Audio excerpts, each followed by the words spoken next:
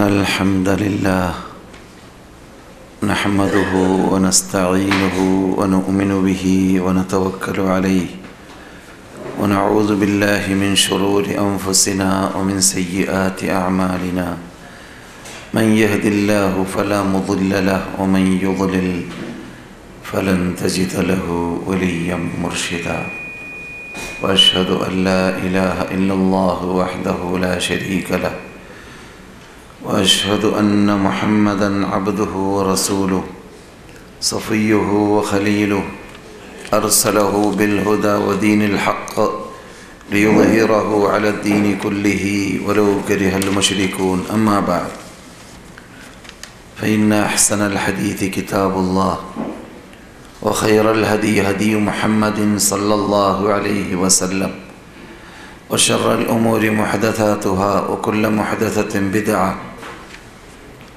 وكل بدعة ضلالة وكل ضلالة في النار. اللهم صل وسلم وبارك وأنعم على عبدك ورسولك محمد صلى الله عليه وعلى آله وصحبه أجمعين والتابعين لهم بإحسان إلى يوم الدين. أعوذ بالله من الشيطان الرجيم. محمد رسول الله والذين معه أشداء على الكفار رحماء بينهم تراهم ركعا سجدا يبتغون فضلا من الله ورضوانا سيماهم في وجوههم من أثر السجود ذلك مثلهم في التوراة ومثلهم في الإنجيل كزرع أخرج شطأه فآزره فاستغلظ فاستوى على سوقه يعجب الزراع ليغيظ بهم الكفار وعد الله الذين آمنوا وعملوا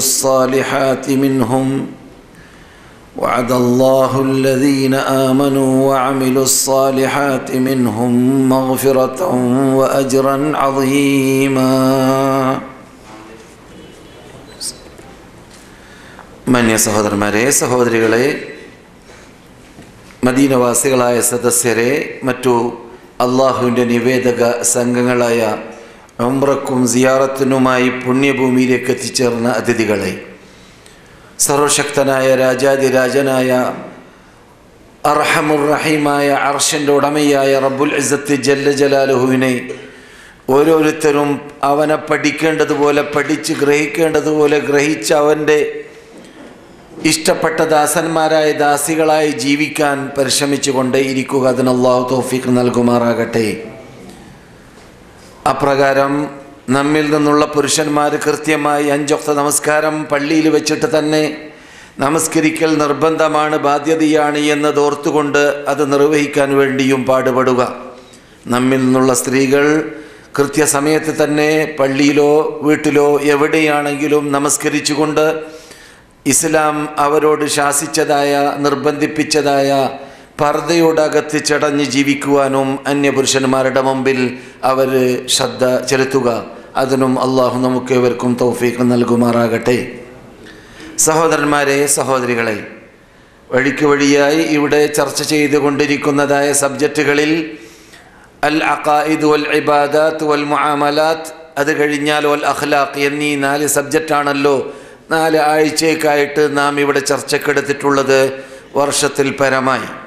അതിൽ ഇന്ന് ചർച്ച ചെയ്യേണ്ടതായ സബ്ജക്റ്റ് അൽ അഖായിദ് എന്നതാണെന്നത് നിങ്ങൾ അഥവാ എൻ്റെ സ്ഥിരം ക്ലാസ് മെമ്പർമാർ പ്രത്യേകിച്ച് ഓർക്കുന്നുണ്ടായിരിക്കാം. നമ്മുടെ സദസ്സിൽ സ്ത്രീകളാവട്ടെ പുരുഷന്മാരാവട്ടെ അള്ളാഹുവിൻ്റെ നിവേദക സംഘങ്ങൾ ഉള്ളതുകൊണ്ട് അവർക്ക് ആവശ്യമുള്ള കാര്യം ഓർമ്മയിൽ വരുമ്പോൾ നമ്മുടെ വിഷയത്തെ ബാധിക്കുന്നതും നമ്മുടെ വിഷയവുമായി ഉൾക്കൊള്ളിച്ച് സംസാരിക്കാൻ പറ്റുന്നതുമായ ഭാഗങ്ങൾ തൊട്ട് ചർച്ച ചെയ്യാൻ പരിശ്രമിക്കാം.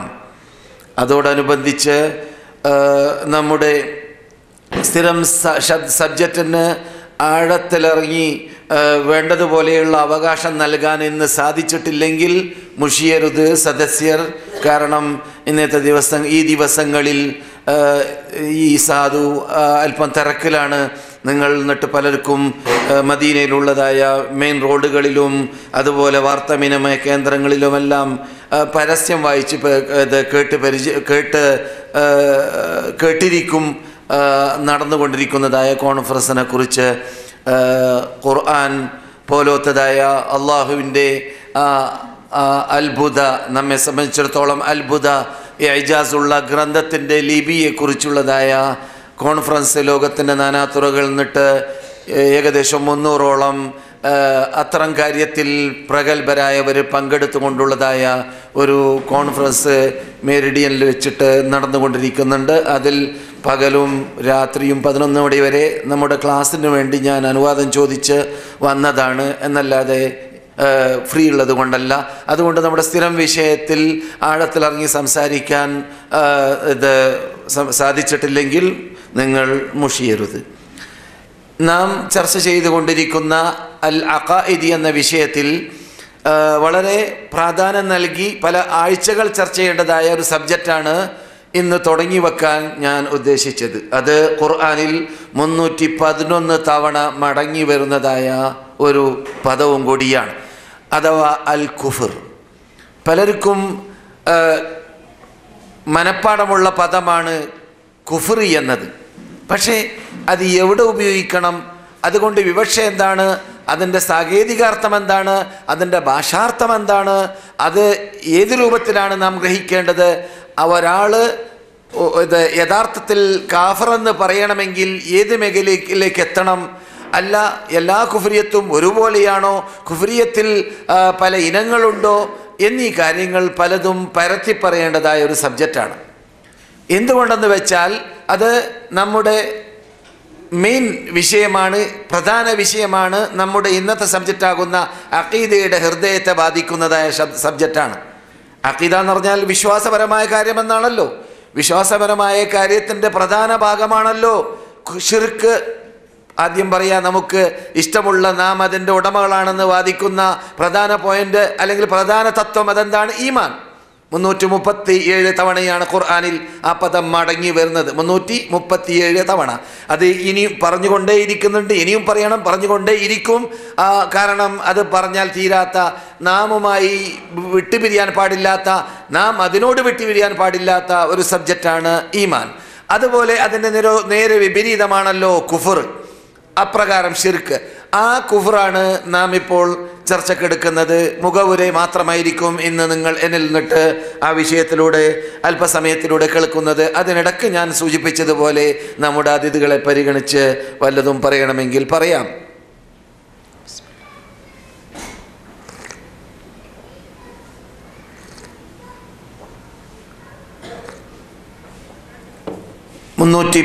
തവണ ഖുർആനിൽ മടങ്ങി വന്നതായ ആ കുഫ്രി എന്ന പദത്തെ ചൊല്ലി സംസാരിക്കുന്നതായ സഹീഹായ ഹദീസുകളുടെ എണ്ണം പെട്ടെന്നുള്ള നോട്ടത്തിൽ കാണാൻ സാധിച്ചത് 53 ഹദീസാണ്. വേറെയും ഉണ്ടായിരിക്കാം, എൻ്റെ ശ്രദ്ധയിൽ പെട്ടെന്ന് പെട്ടത് അതാണ്. എന്നാൽ ഭാഷാ അടിസ്ഥാനത്തിൽ പറയുകയാണെങ്കിൽ കുഫ്രി എന്ന പദം മറക്കുന്ന സാധനമാണ്. തഗ്തിയ, സിത്ർ എന്നൊക്കെ പറയും. അതുകൊണ്ട് തന്നെ കൃഷിക്കാർക്ക് അറബി ഭാഷയിൽ കാഫിറി എന്ന പദം പറയും. എന്തുകൊണ്ട്? അവർ മണ്ണിൻ്റെ താഴെ വിത്തുകളെ മറക്കുന്നത് കൊണ്ട്. അതിലൂടെയാണ് പിന്നെ കൃഷി ഉണ്ടാവുന്നത്. അതെ, അജബൽ കുഫാറ നബാതു, അതിൻ്റെ കൃഷി കുഫാറിന് ഇഷ്ടമുള്ളതായി മാറുന്നു എന്ന പദപ്രയോഗം ഖുർആൻ നടത്തുന്നുണ്ട്. അവിടെ എന്ത് അല്ല ഉദ്ദേശം? നാം സാങ്കേതികാർത്ഥത്തിൽ പറയുന്ന കുഫറല്ല, പിന്നെയോ കൃഷിക്കാരി എന്ന അർത്ഥത്തിലേക്കാണ്. മനസ്സിലായില്ലേ? അപ്പോൾ മറക്കുക എന്നതാണ് ഭാഷാ അർത്ഥം. പക്ഷേ അത് വിശദീകരിച്ച് പറയേണ്ട ആവശ്യമില്ല ഭാഷാർത്ഥം. നമുക്ക് സാങ്കേതികാർത്ഥമാണ് പഠിക്കേണ്ടത്. സാങ്കേതികാർത്ഥത്തിലൂടെ കുഫ്രി എന്നതുകൊണ്ട് ഉദ്ദേശിക്കുന്നത് അള്ളാഹുവിൻ്റെ ദൂതർ കൊണ്ടുവന്നതിനെ നിഷേധിക്കുക. ആ കൊണ്ടുവന്ന സാധനം മഅലൂമുൻ ഫിദ്ദീനി ബിദ്ദറൂറ, ദീനിൽ ലറൂറത്തൻ ഏതു മുസ്ലിമും ഓരോ മുസ്ലിമും അറിഞ്ഞിരിക്കുന്ന അറിയൽ നിർബന്ധമായ ഒരു ഭാഗമാണ് താനും. അങ്ങനെയുള്ള റസൂലിലൂടെ വന്ന അത് ഖുർആൻ ആദ്യം, അത് കഴിഞ്ഞാൽ ഖുർആന്റെ അകത്തുള്ളതായ ആ മഅലൂമുൻ ഫിദ്ദീനി ബിദ്ദറൂറ എന്ന ആ തത്വത്തിൽ ഉൾക്കൊള്ളുന്ന ആ തലക്കെട്ടിൽ ഉൾക്കൊള്ളുന്ന അതിൽപ്പെട്ടതാണ് 5 വക്ത് നമസ്കാരം. ഉദാഹരണത്തിന് അപ്പോൾ 5 വക്തില്ല 3 വക്ത് എന്ന് പറഞ്ഞാൽ അവൻ കാഫറാണ്, അവൻ മുർത്തദ്ദാണ്. എന്തുകൊണ്ട്? മഅലൂമുൻ ഫിദ്ദീനി ബിദ്ദറൂറ, ദറൂറത്തൻ കണ്ണടച്ച് നിഷേധിക്കുന്നവർക്ക് നിഷേധിക്കാമെന്നല്ലാതെ ഒരു നിലക്കും അംഗീകരിക്കാൻ പറ്റാത്ത രൂപത്തിൽ തെളിവുകൾ നിരത്തപ്പെട്ട ഖുർആൻ ഇറങ്ങിയ കാലഘട്ടത്തിൽ എന്ന് ഇസ്രാ നടന്നു അന്ന് മുതൽ 5 വക്താണ് ഇവിടെ പഠിപ്പിക്കപ്പെട്ടത്. ജിബ്രീൽ ഇറങ്ങുന്നു, ഒന്നു പിടിക്കുന്നു, എന്നിട്ട് പഠിപ്പിക്കുന്നു. 5 വക്ത് സമയത്ത് റസൂലുള്ളാഹിക്ക് നമസ്കരിക്കാൻ പഠിപ്പിക്കുന്നു. പിന്നെ ഒരു 5 വക്ത് സമയത്ത് റസൂലുള്ളാഹിയോട് ഇത് അവസാനിക്കുന്ന സമയമാണ് എന്നും പഠിപ്പിക്കുന്നു. അപ്പോൾ 10 വക്ത്, അതിൽ 5 വക്ത് നമസ്കരിക്കേണ്ടത് തുടങ്ങേണ്ടത് മറ്റു 5 ഏതാണെന്ന് നാം പഠിച്ചു. ആ നമസ്കാരങ്ങൾ അവസാനിക്കുന്ന വക്തുകൾ. അപ്പോൾ ഓരോ നമസ്കാരത്തിനും തുടങ്ങുന്ന ഒരു ടൈമുണ്ട്, അവസാനിക്കുന്ന ഒരു ടൈമുണ്ട്. പക്ഷേ നമസ്കാരം എത്രയാണ്? 5ആണ്. ഇതിൽ മുസ്ലിങ്ങളുടെ ഇടയിൽ 2 അഭിപ്രായമില്ല. മനസ്സിലായില്ലേ? ഒരു ഉദാഹരണം മാത്രമാണ് ഞാൻ പറയുന്നത് പെട്ടെന്ന് മനസ്സിലാക്കാൻ. അതുപോലെയുള്ള മഅലൂമുൻ ഫിദ്ദീനി ബിദ്ദറൂറ, ദീനിൽ ദറൂറത്തൻ അറിയപ്പെടുന്ന എല്ലാവർക്കും പരിചയമുള്ളതായ റസൂലുള്ളാഹി കൊണ്ടുവന്ന കാര്യത്തിൽ ദറൂറത്തൻ ജനങ്ങളെല്ലാവരും അറിയാത്ത പല കാര്യങ്ങളുണ്ട്. ആ പല കാര്യങ്ങളൊക്കെ ഒരാൾ നിഷേധിച്ചാലോ അയാൾ എന്താവൂല? കാഫറാവൂല. പക്ഷേ അദ്ദേഹം നിഷേധിച്ചത് അത് ഖുർആനിൽ വന്നതായ കാര്യങ്ങളെയാണെങ്കിൽ ഖുർആനിൽ സ്ഥിരീകരിക്കപ്പെട്ടതിനെ നിഷേധിച്ചു എന്ന നിയത്തോടു കൂടിയാണ് നിഷേധിക്കുന്നതെങ്കിൽ കാഫറാകും. അതേസമയത്ത് ഹദീസിൽ കൂടി വന്നതായ കാര്യമാണ്, അതിനെക്കുറിച്ച് വിവരമില്ലാതെ അദ്ദേഹം തോന്നിയാസം പറഞ്ഞു പോയതാണ്. ഏതുപോലെ നമ്മുടെ നാട്ടിൽ പലരും മ്യൂസിക്കൊക്കെ അനുവദനീയമാണ്, അടിപിടിക്കലൊക്കെ അനുവദനീയമാണ്, അതുകൊണ്ടൊന്നും വരാൻ പോകുന്നില്ല എന്നൊക്കെ പറഞ്ഞു നടക്കാറുണ്ട്. അതുകൊണ്ടൊന്നും കാഫറാവൂല, അത് തെറ്റാണ്. അത് മഹാപാപമാണ് ആ പറയുന്നതും ചെയ്യുന്നതും. മനസ്സിലായില്ലേ? അതുകൊണ്ട് അയാൾ കാഫറാവുകയില്ല. എന്തുകൊണ്ട്? ഇസ്ലാമിൻ്റെ ഒരു മെയിൻ തത്വമുണ്ട്. അതെന്താണ്? ഇസ്ലാമിൽ വൻദോഷങ്ങൾ അത് എത്ര വലിയ ദോഷമായിരുന്നാലും ശരി, ശിർക്കല്ലാത്ത വൻദോഷങ്ങൾ ഏത് ചെയ്താലും ആ വൻദോഷം കൊണ്ട് ഇസ്ലാമിൽ നിന്നിട്ട് പുറത്തു പോകുന്നതല്ല. ഏതുവരെ? ആ വൻദോഷം നിഷേധത്തിലേക്ക് എത്തുന്നത് വരെ. അതുകൊണ്ട് നാം ചെറുപ്പത്തിലേ നമ്മുടെ നാട്ടിൽ നിന്നിട്ട് ഷാഫി മദ്ഹബുകാർ പഠിപ്പിക്കുന്നതായ 10 കിതാബാകുന്ന 12 കിതാബിൽ മുതഫരിദി എന്നൊരു പുസ്തകത്തിൽ നമസ്കാരത്തെക്കുറിച്ച് പറയുമ്പോൾ പറയപ്പെടാറുണ്ട് യക്ഫുറു മുസ്തഹില്ലു തർക്കിഹ. ശരിയാണ് ആ പോയിന്റ്. എന്താണത്? യക്ഫുറു മുസ്തഹില്ലു തർക്കിഹ. 5 വക്ത് നമസ്കാരം ഒഴിവാക്കൽ അനുവദനീയമാണെന്ന് ഒരാൾ വിശ്വസിച്ചാൽ അദ്ദേഹം കാഫറാണ്. അപ്പോൾ അദ്ദേഹം കാഫറായത് നിസ്കരിക്കാത്തത് കൊണ്ടല്ല. ഒരു പക്ഷേ ഒരാൾ ഈ വിവരം കിട്ടാത്തത് കൊണ്ട് എന്നെ നിസ്കരിക്കാതിരുന്നാൽ മുസ്ലിമായി ജീവിക്കുന്നു, അനശ്മാരി മുസ്ലിം, അക്കൂട്ടത്തിൽ മൂപ്പര് ഇടക്കിടക്ക് ജുമയ്ക്ക് പോകും, ഇടക്കിടക്ക് ഫർദ് നിസ്കരിക്കും, അയാൾക്ക് അതിനെക്കുറിച്ചൊരു വിവരവുമില്ല. അങ്ങനെ ഒഴിവാക്കിയാൽ കരുതി കൂട്ടിയിട്ടാണെങ്കിൽ അവൻ കാഫറായി പോകും. കുഫറിനോട് തുല്യതയുള്ള തെറ്റാണ്. 18ഓളം സഹാബാക്കൾ നമസ്കാരം ഉപേക്ഷിക്കൽ കുഫ്രിയത്താണ് എന്ന് പറഞ്ഞവരുണ്ട്. എന്നീ കാര്യങ്ങളൊക്കെ അറിയാത്ത ഖുർആൻ നാം കഴിഞ്ഞ ഇബാദാത്ത് എന്ന വിഷയത്തിൽ തുടങ്ങി വെച്ച സബ്ജക്റ്റാണത്, നമസ്കാരം. അതുകൊണ്ട് ആ വിഷയം ഇവിടെ നീട്ടി പറയുന്നില്ല, അവിടേക്ക് എത്തുമ്പോൾ വിശദീകരിച്ച് കേൾക്കാം. പ്രത്യേകിച്ച് നമുക്കറിയാം, നമ്മുടെ ക്ലാസ് മെമ്പർമാർ പലപ്പോഴും പറയാറുണ്ട്, ഇപ്പോഴും പറഞ്ഞുകൊണ്ടേ ഇരിക്കുന്നുണ്ട്. എന്താണ്? നമസ്കാരത്തിൻ്റെ വിശദാംശങ്ങൾ പലർക്കും വിവരമില്ല. അത് ചിലപ്പോൾ പുതുമുഖങ്ങളായി നമ്മുടെ ക്ലാസ് മെമ്പർമാരായി വരുന്നവരൊക്കെ ആയിരിക്കും. പഴയ കാലഘട്ടങ്ങളിൽ ഞാൻ ഓർക്കുന്നുണ്ട്, 2-3 വർഷങ്ങൾ ഇവിടെ സ്ഥിരമായിട്ട് നമസ്കാരത്തെക്കുറിച്ച് ഈ സാധു തന്നെ ചർച്ച ചെയ്തിട്ടുണ്ട്. അതുകൊണ്ട് പഴയ മെമ്പർമാരെ സംബന്ധിച്ചിടത്തോളം സംശയങ്ങൾ അത്തരം കാര്യങ്ങളിൽ ഉണ്ടാവുകയില്ല എന്നാണ് നാം മനസ്സിലാക്കുന്നത്. അവിടെയും നമുക്ക് ചെല്ലാം. അള്ളാഹു തൗഫീഖ് നൽകട്ടെ. അപ്പോൾ ദീനിൽ ദറൂറത്തൻ സ്ഥിരീകരിക്കപ്പെട്ട ഒരു സാധനത്തെ നിഷേധിക്കുക, ഇതാണ് റസൂലുള്ളാഹി സ്വല്ലല്ലാഹു അലൈഹി വസല്ലമയിലൂടെ സ്ഥിരീകരിക്കപ്പെട്ട, എവിടെയെങ്കിലും സ്ഥിരീകരിക്കപ്പെട്ടതല്ല. റസൂലുള്ളാഹിയിലൂടെ സ്ഥിരീകരിക്കപ്പെട്ടതിൽ ആദ്യം ഖുർആനാണ് വരിക, പിന്നെ റസൂലുള്ളാഹി സ്വല്ലല്ലാഹു അലൈഹി വസല്ലം നമ്മളോട് കൽപ്പിക്കുന്നതായ വിശദാംശങ്ങൾ. അതിൽ ദറൂറത്തൻ എല്ലാവർക്കും പരിചയമുള്ള മുസ്ലിങ്ങൾക്ക് എല്ലാവർക്കും പരിചയമുണ്ടാവേണ്ട കള്ള് ഹറാം, നോമ്പ് പിടിക്കൽ നിർബന്ധം, സക്കാത്ത് കൊടുക്കൽ നിർബന്ധം, അത് നിഷേധിക്കൽ കുഫർ എന്നീ കാര്യങ്ങളൊക്കെ മുസ്ലിങ്ങൾക്ക് പൊതുവെ അറിയുന്ന കാര്യമാണ്. അത് റസൂൽ പറഞ്ഞതുപോലെ ഹലാലു ബയ്യിനുൻ വൽ ഹറാമു ബയ്യിനുൻ, ഹലാൽ വളരെ വ്യക്തമാണ്, ഹറാമ് വളരെ വ്യക്തമാണ്. പക്ഷേ ഏത് ഹലാൽ ഏത് ഹറാം, അത് ഹലാലാണോ അല്ലേ, അത് ഹറാമാണോ അല്ലേ എന്നീ വിശദീകരണങ്ങൾ അറിയാതിരിക്കുന്ന ശുബ്ഹാത്തുകൾ വന്നു പോവുകയാണെങ്കിൽ റസൂൽ പറയുന്നു വിട്ടു നിൽക്കുക, അത്തരം കാര്യങ്ങൾ ഒഴിവാക്കി നിൽക്കുക, നിങ്ങളുടെ വിശ്വാസത്തെ സംരക്ഷിക്കാൻ എന്ന്.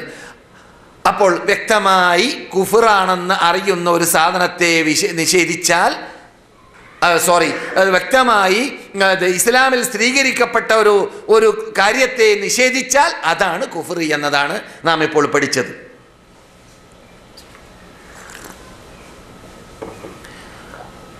അതെ, അപ്പോൾ ഈ കുഫറിൻ്റെ അർത്ഥം ഞാൻ ഈ പറഞ്ഞ രൂപത്തിൽ ഖുർആനിൽ ഒരായത്തിലൂടെ 2 തവണ വന്നതായ ഒരായത്തിനെ ഇവിടെ ഞാൻ സെലക്ട് ചെയ്തു, അല്ലെങ്കിൽ ഓതി. എന്തിനാണ്? ആ ആയത്തിലൂടെ 2 കാര്യമുണ്ട്. നമ്മുടെ നാട്ടുകാർ പറയാറുള്ളത് പോലെ ഇത് നെയ്യപ്പം തന്നാൽ 2 ഫലം. 2 കാര്യമുണ്ട്. ഒന്നെന്താണ്? നമ്മുടെ സബ്ജക്റ്റുമായി ബന്ധിപ്പിച്ചിട്ട് സംസാരിക്കാം. രണ്ടാമത്തത് നമ്മുടെ ശബ്ദം കേൾക്കുന്ന സദസ്യരായ അതിഥികൾക്ക് പരിഗണന നൽകി അവരെ ബാധിക്കുന്ന കാര്യങ്ങളും ഉൾക്കൊള്ളിക്കാം. അതിനാണ് ഞാൻ ഈ ആയത്ത് ഓതിയത്. മുഹമ്മദുൻ റസൂലുള്ളാഹ്, അല്ലാഹുവിൻ്റെ ദൂതർ സല്ലല്ലാഹു അലൈഹി വസല്ലം. അല്ലാഹു റസൂലുള്ളാഹിന്റെ പേര് പറയുന്നു.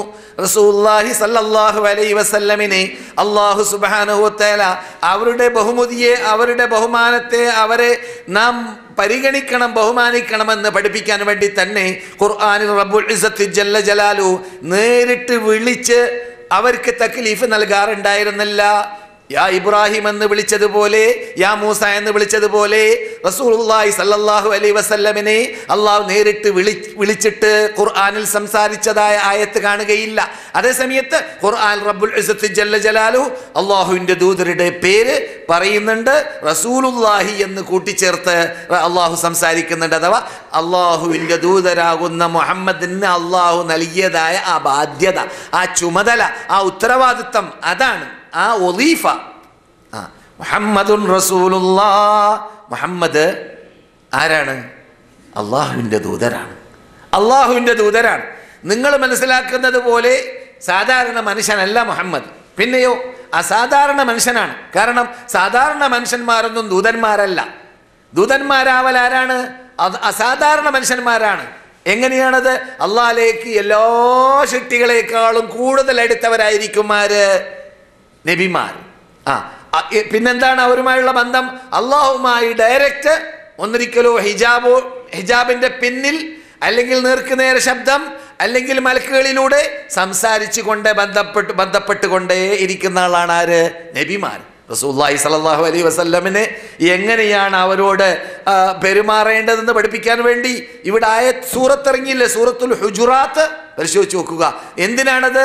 റസൂലുള്ളാഹി സ്വല്ലല്ലാഹു അലൈഹി വസല്ലമിനോട് നിങ്ങൾ പെരുമാറേണ്ട രൂപം ഈ രൂപത്തിലാണെന്ന് ഖുർആൻ പഠിപ്പിക്കാൻ കാരണം തന്നെ അത് മുഹമ്മദ് മാത്രമല്ല, കൂടെ എന്തുകൂടിയുണ്ട്? റസൂലുള്ളാഹ് എന്ന പ്രത്യേകത അദ്ദേഹത്തിനുണ്ട്.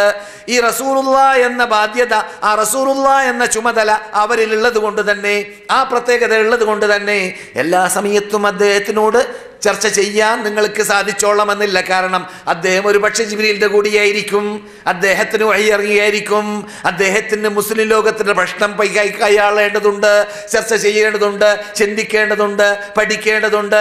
അതുകൊണ്ട് എല്ലാ സന്ദർഭത്തിലും അവരുടെ കൂടെ നിങ്ങൾ ഇരിക്കാൻ പാടില്ല. കഴിഞ്ഞ ക്ലാസ്സിൽ നാം പറഞ്ഞു, എന്ത്? നബിയുടെ ഹദറത്തിലേക്ക് നിങ്ങളെ ഭക്ഷണത്തിന് വേണ്ടി ക്ഷണിക്കപ്പെട്ടാൽ ആ ഹാദറായ ഭക്ഷണത്തിന് വേണ്ടി മാത്രം ഇരുന്ന് കൊടുക്കുക.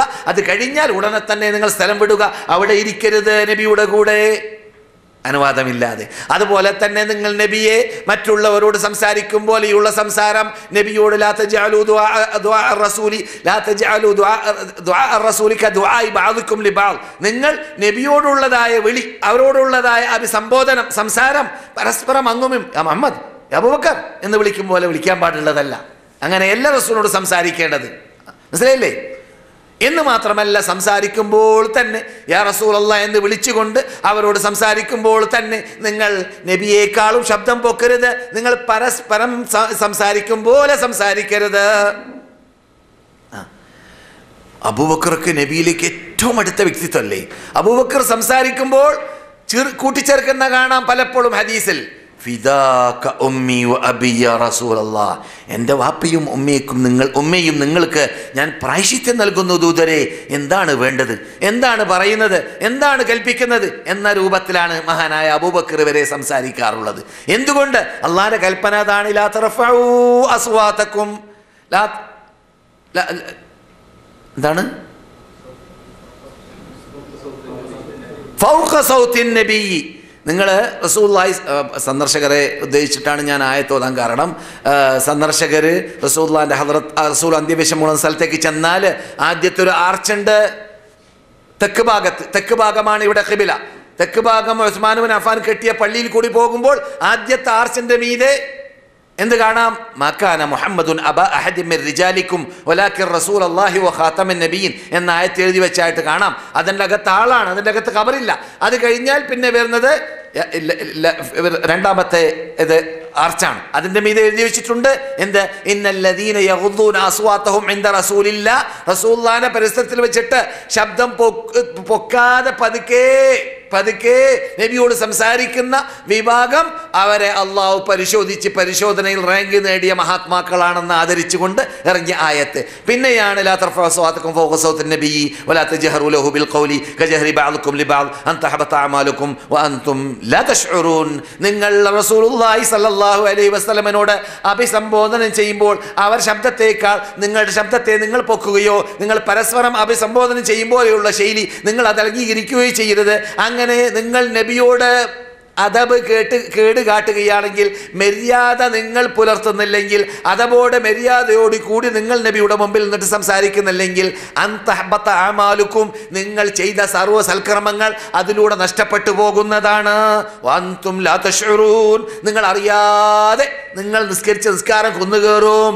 നബിയെ നിങ്ങൾ അവഗണിച്ചാൽ, നബിയെ നിങ്ങൾ തരം താഴ്ത്തിയാൽ, നബിയുടെ മുമ്പിൽ വെച്ചിട്ട് നിങ്ങൾ ശബ്ദം പൊക്കിയാൽ എന്നൊക്കെ. ഇത് റസൂലുള്ളാഹി സ്വല്ലല്ലാഹു അലൈഹി വസല്ലമിൻ്റെ വഫാത്തിന് ശേഷവും നബിയുടെ പള്ളിയിൽ വെച്ചിട്ട് ശബ്ദം പൊക്കാൻ പാടില്ല എന്നാണ് സലഫ് സാലിഹ്യങ്ങൾ പഠിപ്പിച്ചത് എന്നത് നിങ്ങളുടെ ശ്രദ്ധയിലുണ്ടാവണം. കാരണം നിങ്ങൾ അഥവാ എൻ്റെ ശബ്ദം കേൾക്കുന്ന സദസ്യർ പ്രത്യേകിച്ച് റസൂലുള്ളാഹിന്റെ പള്ളിയിലേക്ക് സാധാരണ പോയിക്കൊണ്ടേയിരിക്കാൻ അള്ളാഹു ഭാഗ്യം നൽകിയവരായതുകൊണ്ട് ആ ഭാഗ്യം ശരിക്കും ഉപയോഗപ്പെടുത്തണം. അതേ സന്ദർഭത്തിൽ മദീനത്തെ പള്ളിയിൽ ശബ്ദകോലാലമുണ്ടാക്കുന്നവരോട് എതിർക്കുവാനും അവരെ അതിൽ നിന്നിട്ട് പിൻവലിപ്പിക്കുവാനും അവർക്ക് അംറും ബിൽ മഅറൂഫ് നഹ്യുൻ അനിൽ മുൻകർ ഉപദേശം ചെയ്ത് അവർക്ക് സത്യം ബോധ്യപ്പെടുത്തി കൊടുക്കുവാനും, കുഴപ്പമുണ്ടാക്കാനല്ല കേട്ടോ, സത്യം ബോധ്യപ്പെടുത്തി കൊടുക്കുവാനും പരിശ്രമിക്കേണ്ടതാണ്. മഹാനായ ഉമർ ഇബ്നുൽ ഖത്താബ് റളിയല്ലാഹു തആല അൻഹു മദീനയിൽ ഖലീഫയായിരുന്ന അമീറുൽ മുഅ്മിനീനായിരുന്ന കാലഘട്ടത്തിൽ എവിടുന്നോ വന്ന രണ്ടാൾ ശബ്ദം പൊക്കുന്ന കേട്ടപ്പോൾ മഹാനായ ഉമർ പറഞ്ഞ വാർത്ത സഹീഹിൽ ഞാൻ ഇവിടെ പലപ്പോഴും പറഞ്ഞിട്ടുണ്ട്. നിങ്ങൾ എവിടുന്നാണെന്ന് ചോദിച്ചു. അവർ വിളിച്ചുകൊണ്ടുവന്നു. നിങ്ങൾ എവിടുന്നാണെന്ന് പറഞ്ഞു. ഞങ്ങൾ തായിഫിൽ നിന്നിട്ടാണ്.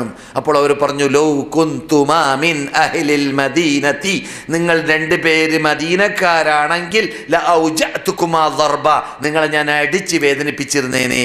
നിങ്ങൾ തായിഫാരായതുകൊണ്ട് രക്ഷപ്പെട്ട്, മദീനക്കാരാണെങ്കിൽ ഞാൻ വിടൂല, മദീനത്തെ പള്ളിയിൽ നിന്ന് ശബ്ദം പൊക്കാനോ എന്ന്. മനസ്സിലായില്ലേ? അപ്പോൾ അത് ഞാൻ പറഞ്ഞു വരുന്നത് മുഹമ്മദുർ റസൂലുള്ളാഹ് എന്ന ആ നാം സൂറത്തുൽ ഫത്ഹിൻ്റെ അവസാനത്തിൽ പഠിക്കേണ്ടതായ, അള്ളാഹു നമുക്ക് പഠിക്കാൻ വേണ്ടി റസൂലുള്ളാഹിനെയും സഹാബാക്കളെയും പരിചയപ്പെടുത്താൻ വേണ്ടി ഇറക്കിയതായ ആയത്തിൻ്റെ വിശദീകരണത്തിലാണ്. അതിലാണ് നമ്മുടെ ഇന്നത്തെ സബ്ജക്റ്റ് ആകുന്ന കുഫ്ർ എന്ന പദത്തെ 2 തവണ റബ്ബ് ഉപയോഗിച്ചതായ ശൈലിയും കേൾക്കാൻ പോകുന്നുണ്ട്. അതെ, വല്ലദീന മഅഹു, നബിയോടൊപ്പം ജീവിച്ചതായ വിഭാഗം. നബി ഇവിടെ അള്ളാഹുവിൻ്റെ ദൂതരാണെന്ന് ആദ്യം തലക്കെട്ട് നൽകി. ഈ നബിയോട് കൂടി മദീനയിൽ ജീവിച്ച വിഭാഗം ആരാണെന്നറിയാമോ? അത് നിങ്ങൾ പലപ്പോഴും കേട്ട് പഠിച്ചതാണെങ്കിലും നാം പഠിക്കേണ്ടതുപോലെ പലപ്പോഴും പഠിക്കാറില്ല. പഠിച്ചാൽ തന്നെ പഠിപ്പിനെ പുതുക്കിയില്ലെങ്കിൽ നാം പഠിച്ചത് നമ്മിൽ നിന്നിട്ട് നഷ്ടപ്പെട്ടു പോകാനും സാധ്യതയുണ്ടെന്നല്ല, അതാണ് യാഥാർത്ഥ്യം. ഇത് ഇവിടെ നാം കേട്ടുകൊണ്ടേ ഇരിക്കണമെന്നത് അള്ളാഹ്ക്ക് നിർബന്ധമായത് കൊണ്ടല്ലേ 100-ൽ പരം പ്രാവശ്യം തദ്കിറത്തൻ എന്ന പദം അള്ളാഹ് ഉപയോഗിച്ചു കൊണ്ടേയിരിക്കുന്നത്. ഞാനിവിടെ പറയാറുണ്ട്, അത് അനിവാര്യമാണ്, അത് അത്യാവശ്യമാണ്. ഇവിടെ മദീനയിൽ, മദീന അണ്ടർന്ന് പുറത്ത്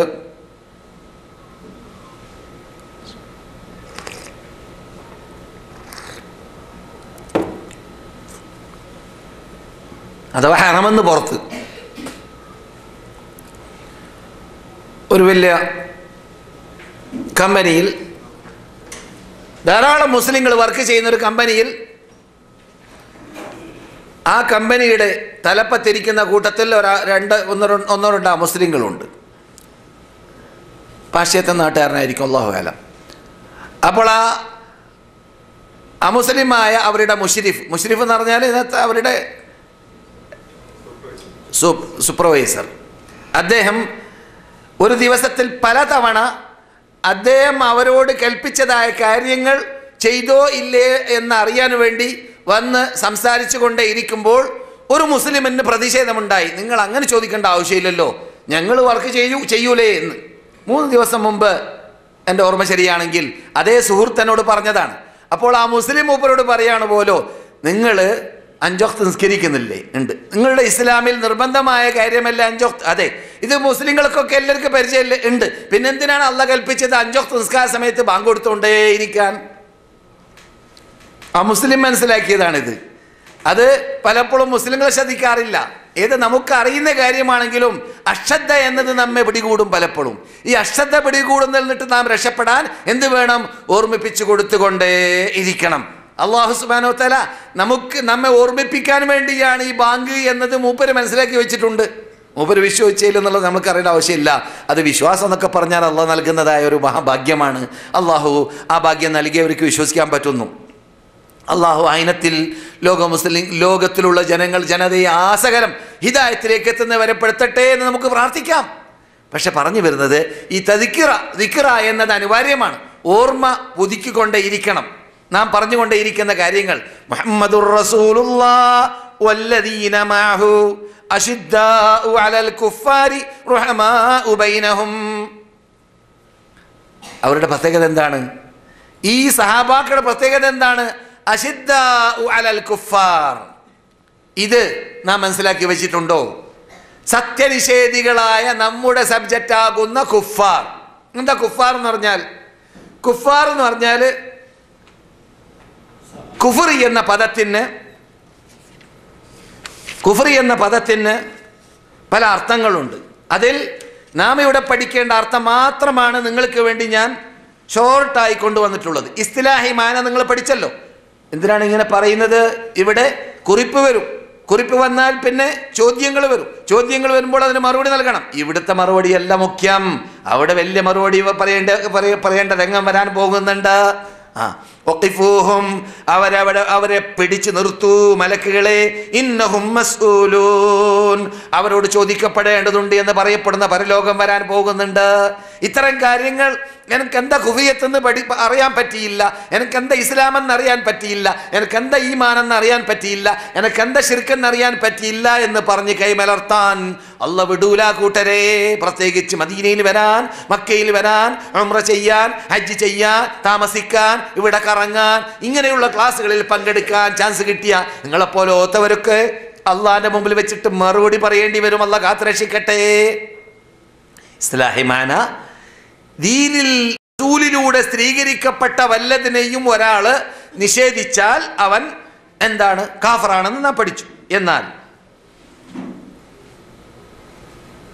ആ ഇൻകാറ് കരുതി കൂട്ടിയിട്ടാവണം, പ്രീതിപ്പെട്ടിട്ടായിരിക്കണം.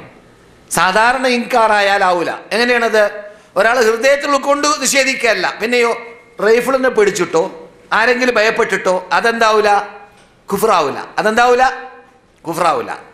കുഫ്റാവണമെങ്കിൽ മുതഅമ്മിദൻ കരുതിക്കൂട്ടി ആ കാര്യം നിഷേധിക്കണം. കരുതിക്കൂട്ടി 5 വഖ്തില്ല, നമസ്കാരം 3 വഖ്തേ ഉള്ളൂ എന്ന് പറയുമ്പോൾ അവൻ കാഫറായി. പെട്ടെന്ന് മനസ്സിലാക്കുന്ന കാര്യമാണ്. ഈ കുഫർ നമുക്ക് നമ്മുടെ നേതാക്കൾ പരിചയപ്പെടുത്തി തന്നത് 3 രൂപമാണ്. ഒന്ന് അൽ കുഫ്റു ബിലിസാനിഹി വ ഖൽബിഹി, നാവുകൊണ്ടും ഹൃദയം കൊണ്ടും ഒരാൾ കാഫറാവുക. നാവുകൊണ്ടും ഹൃദയം കൊണ്ടും 3 വഖ്തേ ഉള്ളൂ, 5 വഖ്തില്ല എന്ന് വിശ്വസിക്കുക. അല്ലെങ്കിൽ നാവുകൊണ്ടും ഹൃദയം കൊണ്ടും നിസ്കാരം നിർബന്ധമില്ല എന്ന് വിശ്വസിക്കുക, നോമ്പ് നിർബന്ധമില്ല എന്ന് വിശ്വസിക്കുക, സകാത്ത് നിർബന്ധമില്ല എന്ന് വിശ്വസിക്കുക, ഹജ്ജ് നിർബന്ധമില്ല എന്ന് വിശ്വസിക്കുക. മനസ്സിലായില്ലേ? ഇതാണ് കുഫർ. ഇത് കുഫറാണ്, ഇസ്ലാമിൽ നിന്നിട്ട് പുറത്താവുന്ന കാര്യമാണ്. അതെ,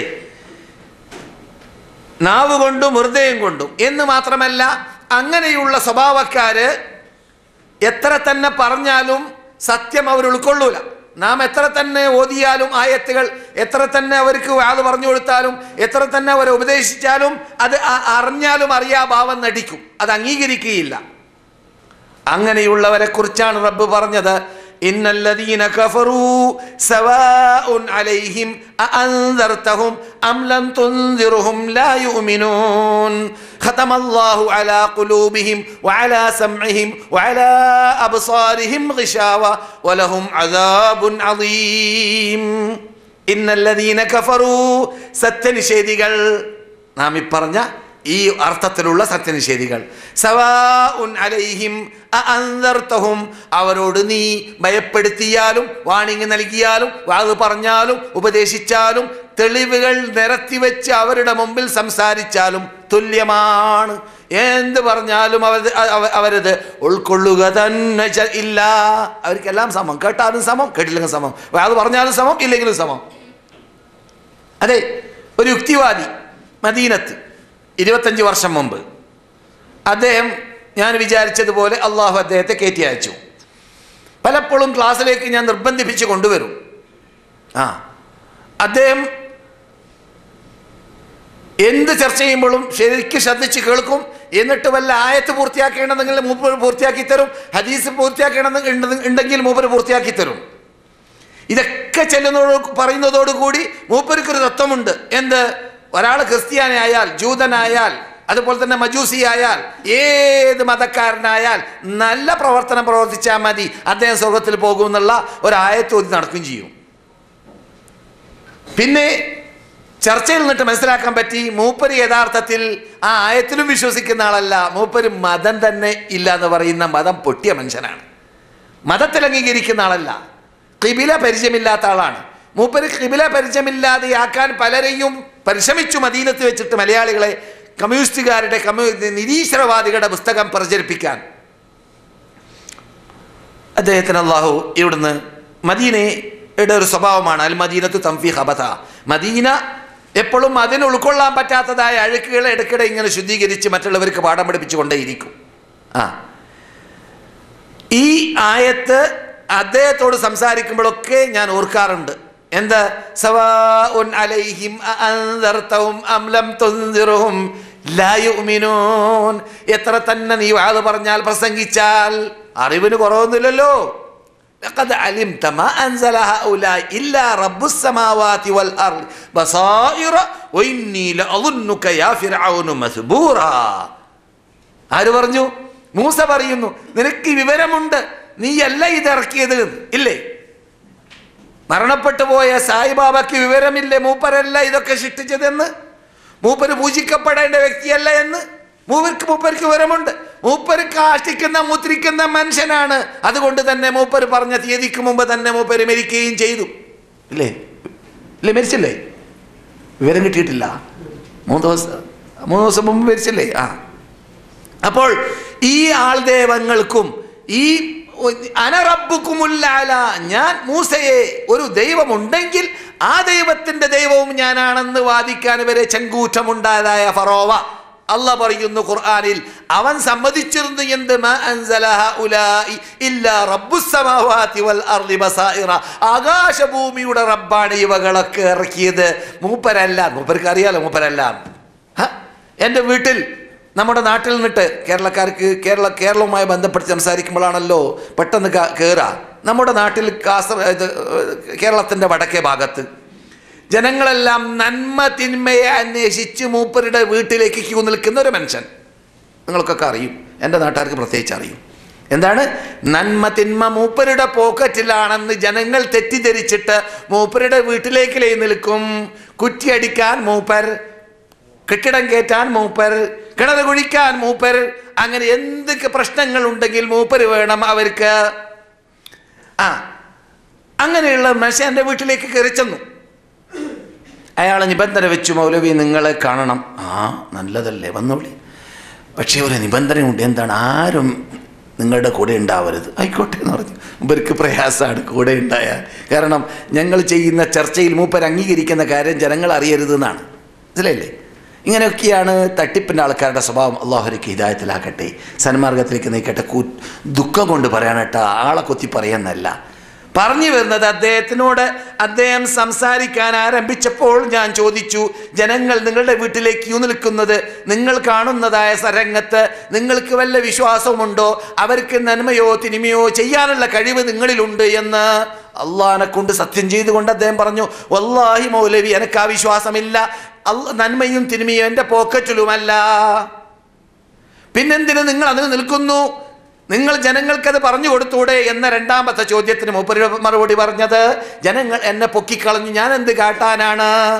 ജനങ്ങൾ മൂപ്പരെ പൊക്കിയെന്നാണ്. പൊക്കുമ്പോൾ മൂപ്പര് നിങ്ങൾ പൊക്കണ്ടെന്ന് പറഞ്ഞൂടെ? മനസ്സിലായില്ലേ? ഇങ്ങനെയൊക്കെയാണ് ഫറോ പൊങ്ങിയത്, ഇങ്ങനെയൊക്കെയാണ് സായിബാബ എന്ന് പറയുന്ന സാധനം പൊങ്ങിയത്, ഇങ്ങനെയൊക്കെയാണ് അമ്മ പൊങ്ങിയത്, ഇങ്ങനെയൊക്കെയാണ് അയ്യപ്പന്മാർ പൊങ്ങിയത്. ഇങ്ങനെ തന്നെയാണ് മറ്റു ആൾപൂജ നടത്തുന്നതായ ജനങ്ങളൊക്കെ പൊങ്ങാൻ കാരണവും. അതേ സമയത്ത് ഈസ നബി അലൈഹിസ്സലാം അവിടെ അവര് പറയുന്നതായ തത്വങ്ങൾക്ക് അന്ന് തന്നെ അവർ മെല്ലിട്ടിരുന്നു. ഓരോ നബിമാരും അങ്ങനെ തന്നെയാണ്. അവരെല്ലാം ഇവിടെ വന്നത്, വലഖദ് ഉഹിയ ഇലൈക വഇലല്ലദീന മിൻ ഖബലിക ലഇൻ അശ്റകത ലയഹബതന്ന അമലുക വലതകൂനന്ന മിനൽ ഖാസിരീൻ ബലില്ലാഹ ഫഅബ്ദുകും മിനശാകിരീൻ. നിങ്ങൾക്കും മുമ്പുള്ള സർവ്വദൂതന്മാർക്കും, അതൊന്നും ആൾ പൂജകന്മാരല്ലല്ലോ, അവരൊന്നും പൂജ ചെയ്യാൻ വേണ്ടി കൽപ്പിച്ചവരല്ല. അവരെല്ലാം റബ്ബാനീങ്ങളായിരുന്നു. അവർ ജനങ്ങളോട് ആരോടും എന്നെ വിളിച്ച് പ്രാർത്ഥിക്കൂ എന്ന് പറഞ്ഞില്ല എന്ന് ഖുർആൻ പലതവണ പല ശൈലിയിൽ മടക്കി പറയുന്നുണ്ട്. അവരെല്ലാം പറഞ്ഞത്, ഞങ്ങൾ അള്ളാഹുവിൻ്റെ ദൂതന്മാരാണ്, ഞങ്ങൾ അള്ളാഹുവിൻ്റെ ശക്തികളാണ്, ഞങ്ങൾ അള്ളാഹുവിനെ മാത്രമേ ആരാധിക്കാവൂ, അവനോട് മാത്രമേ പ്രാർത്ഥിക്കാവൂ എന്ന് പഠിപ്പിച്ചു തരാൻ വേണ്ടി വന്ന ആളാണ്. അവൻ്റെ ഭാഗത്തിൽ നിന്നിട്ട് നിങ്ങൾക്ക് ഈ വിധിവിലക്കുകൾ ഗ്രന്ഥങ്ങളിലൂടെയും വഹയിലൂടെയും എത്തിച്ചു തരാൻ വേണ്ടി വന്നവരാണ്. അതിൽ കൂടുതലൊന്നും ഞങ്ങളുടെ കൂടെയില്ല. നന്മയോ തിന്മയോ എൻ്റെ കയ്യിലില്ല എന്ന് ഇബ്രാഹിമിലൂടെ, നന്മയോ തിന്മയോ എൻ്റെ കയ്യിലൂടെയല്ല എന്ന് റസൂലുള്ളാഹിയിലൂടെ നമുക്ക് ഖുർആൻ പഠിപ്പിക്കുന്ന തത്വമാണ്. അപ്പോൾ ഇങ്ങനെ എല്ലാവർക്കും അറിയുന്നതായ തത്വങ്ങളിൽ പെട്ടതാണ് ഫറോവയെ കുറിച്ച് റബ്ബ് പറയുന്നത്. ലഖദ് അലിംത, നിങ്ങൾക്ക് റബ്ബ് പറയുന്നത് മൂസയുടെ വാക്കായിട്ട്, ലഖദ് അലിംത മാ അൻസല ഹഉലാ ഇല്ലാ റബ്ബുസ് സമാവാതി വൽ അർളി ബസായിറ വഇന്നി ലഅظുന്നുക യാ ഫിർഔന മസ്ബൂറാ. നീ പരാജയത്തിൻ്റെ ഉത്തുംഗ ശൃംഗത്തിലേക്ക് അല്ലെങ്കിൽ ആഴത്തിലേക്ക് പര്യായത്തിലേക്ക് താഴ്ന്ന ആളാണ്. നീ പറയുന്നത് സത്യമല്ല.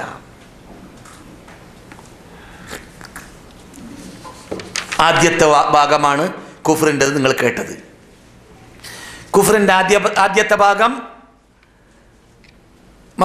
മക്കയിലേക്ക് മദീനയിലേക്ക് സന്ദർശകർ വരുമ്പോൾ, മദീനയിലും മക്കയിലും താമസിക്കുന്നവർ കറങ്ങുമ്പോൾ ഓർക്കുന്നു, പണ്ടൊരു കാലഘട്ടത്തിൽ ഈ രൂപത്തിലുള്ളതായ കുഫ്രിയത്ത് പേറി നടന്നതായ അങ്ങനെയുള്ള തലച്ചോറിൻ്റെ ഉടമകൾ താമസിച്ചതായ നാടായിരുന്നു മക്ക. ജസീറ ആസകലം. ഇന്നലെ ഇവിടുത്തെ ഇസ്ലാമിക് കാര്യാലയ മന്ത്രി ഞാൻ പറഞ്ഞ കോൺഫറൻസ് ഉദ്ഘാടനത്തിൽ പ്രസംഗിച്ചപ്പോൾ പറഞ്ഞ വളരെ എനിക്ക് ഇഷ്ടപ്പെട്ട ഒരു പദമുണ്ട്. അദ്ദേഹം പറഞ്ഞു, ലോകമൊന്നുമല്ല, അറബികളൊന്നുമല്ലായിരുന്നു, അറബി ഭാഷയും ഒന്നുമല്ലായിരുന്നു ജനങ്ങളുടെ ഇടയിൽ. അൽ ജസീറ എന്ന് പറയുന്ന ഈ ഗൾഫ് ഉപഭൂഖണ്ഡം ഒന്നുമല്ലായിരുന്നു ജനങ്ങളുടെ ദൃഷ്ടിയിൽ. ആരാണ് അവകളെ പൊക്കിയത്? ഖുർആനാണ്. ആരാണ് അറബി ഭാഷയെ പൊക്കിയത്? ഖുർആനാണ്. ആരാണ് അറബികളെ പൊക്കിയത്? ഖുർആനാണ്. ആർക്കാണ്, എങ്ങനെയാണ് മുസ്ലിം ലോകത്തിന് ഈ ബഹുമതിയും ബഹുമാനവും നൂറ്റാണ്ടുകൾ അല്ലെങ്കിൽ 1000ഓളം വർഷം സൂര്യനസ്തമിക്കാത്ത സാമ്രാജ്യം ഭരിക്കാനുള്ള ചുറ്റുപാടുകൾ, അന്തരീക്ഷം എന്തിലൂടെ ഉണ്ടായി? ലോകാത്ഭുത ഗ്രന്ഥമാകുന്ന ഖുർആനിലൂടെയാണ്. വലില്ലാഹിൽ ഇസ്സത്തു വലിറസൂലിഹി വലിൽമുഅ്മിനീൻ. അഭിമാനം, അന്തസ്സ് അത് അള്ളാഹുവിനാണ്, അള്ളാഹുവിൻ്റെ ദൂതർക്കാണ്, സത്യവിശ്വാസികൾക്കാണ്. അതെ, ഇതിന് നേരെ വിപരീതം ജീവിച്ച വിഭാഗം മക്കയിൽ ജീവിച്ചിരുന്ന കാലഘട്ടങ്ങളിൽ നാം ഒന്നുമല്ലായിരുന്നു, നമ്മുടെ പിതാക്കളൊന്നുമല്ലായിരുന്നു, അറബികളൊന്നുമല്ലായിരുന്നു. അവിടെ നിന്നാണ് ആ കുഫ്രിയത്ത് നിർമ്മാർജ്ജനം ചെയ്യപ്പെട്ടു. ആ കുഫ്റിനോട് വിട വാങ്ങപ്പെട്ടു. അള്ളാഹുവിന്റെ ദൂതർ രംഗത്തിറങ്ങി. എന്നിട്ട് ആമന റസൂൽ, മുഹമ്മദ് ഈ മതത്തിന്റെ മെമ്പർഷിപ്പ് നേടി. വൽ മുഅ്മിനൂന ആമന റസൂൽ ബിമാ ഉൻസില ഇലൈഹി വൽ മുഅ്മിനൂന കുല്ലുൻ ആമന ബില്ലാഹ്. പിന്നെ നബിയോട് കൂടി വിശ്വസിച്ചവരെല്ലാം ബാക്കിൽ കൂടി. അപ്പോൾ ഈ കുഫ്രിയത്ത് ഒന്നാമത്തെ ഭാഗമാകുന്ന എന്ത് പറഞ്ഞാലും കേറാത്തതായ കുഫ്രിയത്ത്, അതാണ് മക്കക്കാരിൽ ഉണ്ടായിരുന്ന കുഫ്രിയത്ത്. രണ്ടാമത്തെ കുഫ്രിയത്ത് ജുഹൂദാണ്. ജുഹൂദ് എന്ന് പറഞ്ഞാൽ അവന്റെ ഹൃദയം കൊണ്ട് അറിവുണ്ട്, നാവ് കൊണ്ട് അംഗീകരിക്കുകയില്ല. അത് ഇബ്ലീസിന്റെ കുഫ്രിയത്ത് പോലെ, ഉമയ്യത്ത് ഇബ്നു സൽത്തിന്റെ കുഫ്രിയത്ത് പോലെ, അതുപോലെ നിഷേധികളായി നമുക്ക് പരിചയമുള്ളതായ നല്ല ബുദ്ധിജീവികൾ, നല്ല ബുദ്ധിശാലികൾ. ഇബ്ലീസിന് വലിയ ബുദ്ധിക്ക് കുറവുണ്ടോ? ഫറോവ എന്ന് പറയുന്ന അതിബുദ്ധിശാലി എന്ന് വാദിച്ചവനെ വിഴപ്പിച്ച ആളല്ലേ ഇബ്ലീസ്. അപ്പോൾ മൂപ്പരുടെ ബുദ്ധി അതിനേക്കാളും വലുതാവൂലേ? ലോകത്ത് വലിയ കങ്കേമന്മാരായ, വലിയ വലിയ മിടുക്കന്മാരായ ആഗോള ഖഗോള ഭൂഗോള ശാസ്ത്രജ്ഞന്മാർ, ആ ശാസ്ത്രത്തിൽ ലോകത്തിൽ പേരും പെരുമയും എടുക്കുന്നവരുടെ പിന്നിൽ അവർ ഇത്രയും ബുദ്ധിയുള്ളവരായിട്ട് അതിലൂടെ അള്ളാഹുലേക്ക്, തൗഹീദിലേക്ക്, ഖുർആനിലേക്ക് എത്താതിരിക്കാൻ വേണ്ടിയുള്ള ഖുതുവാതു ശൈത്താൻ വലാ തത്തബിഉ, നിങ്ങൾ പിൻപറ്റിപ്പോകരുത് ഖുതുവാതു ശൈത്താൻ, പൈശാചിക പ്ലാനിങ് പരിപാടിയുടെ പിന്നിൽ, അവൻ്റെ കൽപ്പടിയുടെ പിന്നിൽ. അപ്പോൾ അവൻ ബുദ്ധിക്ക് കുറവെന്നുള്ള ആളല്ല. അതേ സമയത്ത് ബുദ്ധി കൊണ്ട് ഒരു പ്രയോജനമുണ്ടായില്ല. എന്തുകൊണ്ട്? വിശ്വസിക്കാത്തത് കൊണ്ട്. ഉമയ്യത്ത് ഇബ്നു സൽത്തും അങ്ങനെ തന്നെയാണ്. ഉമയ്യത്ത് ഇബ്നു സൽത്ത് എന്ന് പറയുന്ന വ്യക്തിത്വം ജാഹിലിയ കാലഘട്ടത്തിൽ ജീവിച്ച വ്യക്തിയാണ്. നുബൂവത്ത് കിട്ടിയ ശേഷം റസൂലുള്ളാഹി സ്വല്ലല്ലാഹു അലൈഹി വസല്ലമനെ കൊണ്ട് അംഗീകരിച്ചില്ല. ജാഹിലിയ കാലഘട്ടത്തിൽ മൂപ്പർ തൗഹീദൊക്കെ പറഞ്ഞ് നടന്ന ആളാണെന്നാണ് ചരിത്രത്തിൽ കാണാൻ സാധിക്കുന്നത്. എത്രത്തോളം ഒത്ലു അലൈഹിം നബഅല്ലദീ ആതൈനാഹു ആയാതിനാ ഫൻസലഖ മിൻഹാ ഫഅത്ബഅഹു ശൈത്താൻ ഫക്കാന മിനൽ ഗാവി എന്ന ആയത്ത് മൂപ്പരുടെ കാര്യത്തിൽ ഇറങ്ങിയതാണ് എന്ന് ഖുർആന്റെ വിശദീകരണത്തിൽ പലരും പറഞ്ഞതായിട്ട് കണ്ടു. ഞാനിപ്പോൾ ആ ഭാഗത്തിലേക്ക് കൂടുതൽ ആഴത്തിലിറങ്ങാൻ ഉദ്ദേശിക്കുന്നില്ല. പലപ്പോഴും നാം കേട്ട് പരിചയമുള്ള ഒരു വ്യക്തിത്വമുണ്ട് പഴയ കാലഘട്ടങ്ങളിൽ. ആരാണത്? അബ്ദുല്ലാഹ് ഇബ്നു ജദ്ആൻ. അബ്ദുല്ലാഹ് ഇബ്നു ജദ്ആൻ മൂപ്പരുടെ കാലഘട്ടത്തിൽ തന്നെയാണ്. ഉമയ്യത്ത് ഇബ്നു സൽത്തിന്റെ കാലഘട്ടത്തിലാണ്. ഉമയ്യത്ത് ഇബ്നു സൽത്ത് എന്ന് പറയുന്ന ഈ തൗഹീദ് അംഗീകരിച്ചിരുന്ന കുറെ കാലഘട്ടം ആ മനുഷ്യൻ അബ്ദുല്ലാഹ് ഇബ്നു ജദ്ആനെ ആദരിച്ച് സംസാരിച്ചിട്ടുണ്ട്. എന്താ അബ്ദുല്ലാഹ് ഇബ്നു ജദ്ആന്റെ പ്രത്യേകത ഓർക്കുന്നുണ്ടോ? മൂപ്പര് ഒരു മഹാ റെസ്റ്റോറൻ്റ് ഉടമയായിരുന്നു മക്കത്ത് ഹജ്ജിന് വേണ്ടി വരുന്നവർക്ക് ജാഹിലിയ കാലഘട്ടത്തിൽ മൂപ്പരുടെ വകയിൽ വെള്ളം, മൂപ്പരുടെ വകയിൽ ബ്രാൻഡി, മൂപ്പരുടെ വകയിൽ കള്ള്, മൂപ്പരുടെ വകയിൽ താമസം, ഭക്ഷണം എല്ലാം. പക്ഷേ റസൂലിനോട് ചോദിക്കപ്പെട്ടു, ഇസ്ലാം വന്ന ശേഷം അദ്ദേഹത്തിന് വല്ല ഫലം കിട്ടോ? അതുകൊണ്ട് പറയപ്പെട്ടു, ശ്രദ്ധിക്കുക, സായിബാബാക്ക് ഫലം കിട്ടോ? പെട്ടെന്ന് നമ്മൾക്ക് ചോദിക്കാമല്ലോ അല്ലേ? സായിബാബാക്ക് എത്ര ഹോസ്പിറ്റലുകൾ, സായിബാബ എത്ര പരോപകാരം ചെയ്ത മനുഷ്യൻ അല്ലേ? കേരളക്കാർക്ക് നന്നായി അറിയാം, അതുപോലെ തന്നെ ഇന്ത്യക്കാർക്ക് മൊത്തത്തിൽ അറിയാം. അല്ല, ഇന്ത്യക്ക് പുറത്തും ധാരാളം രാഷ്ട്രങ്ങളിൽ മൂപ്പരുടെ ഹോസ്പിറ്റലുകളും എല്ലാം അല്ലെങ്കിൽ സഹായങ്ങളും സഹകരണങ്ങളും ഉണ്ടെന്നൊക്കെ പറയപ്പെടുന്നു, അതല്ലേ? റസൂൽ മറുപടി പറയുന്നത് കേൾക്കൂ. ഇസ്ലാമിന് മുമ്പ് ജീവിച്ച ഒരു വ്യക്തിയാണ് അബ്ദുല്ലാഹി ഇബ്നു ജദ്ആൻ, അതുപോലെ ഉമയ്യത്ത് ഇബ്നു സൽത്ത്.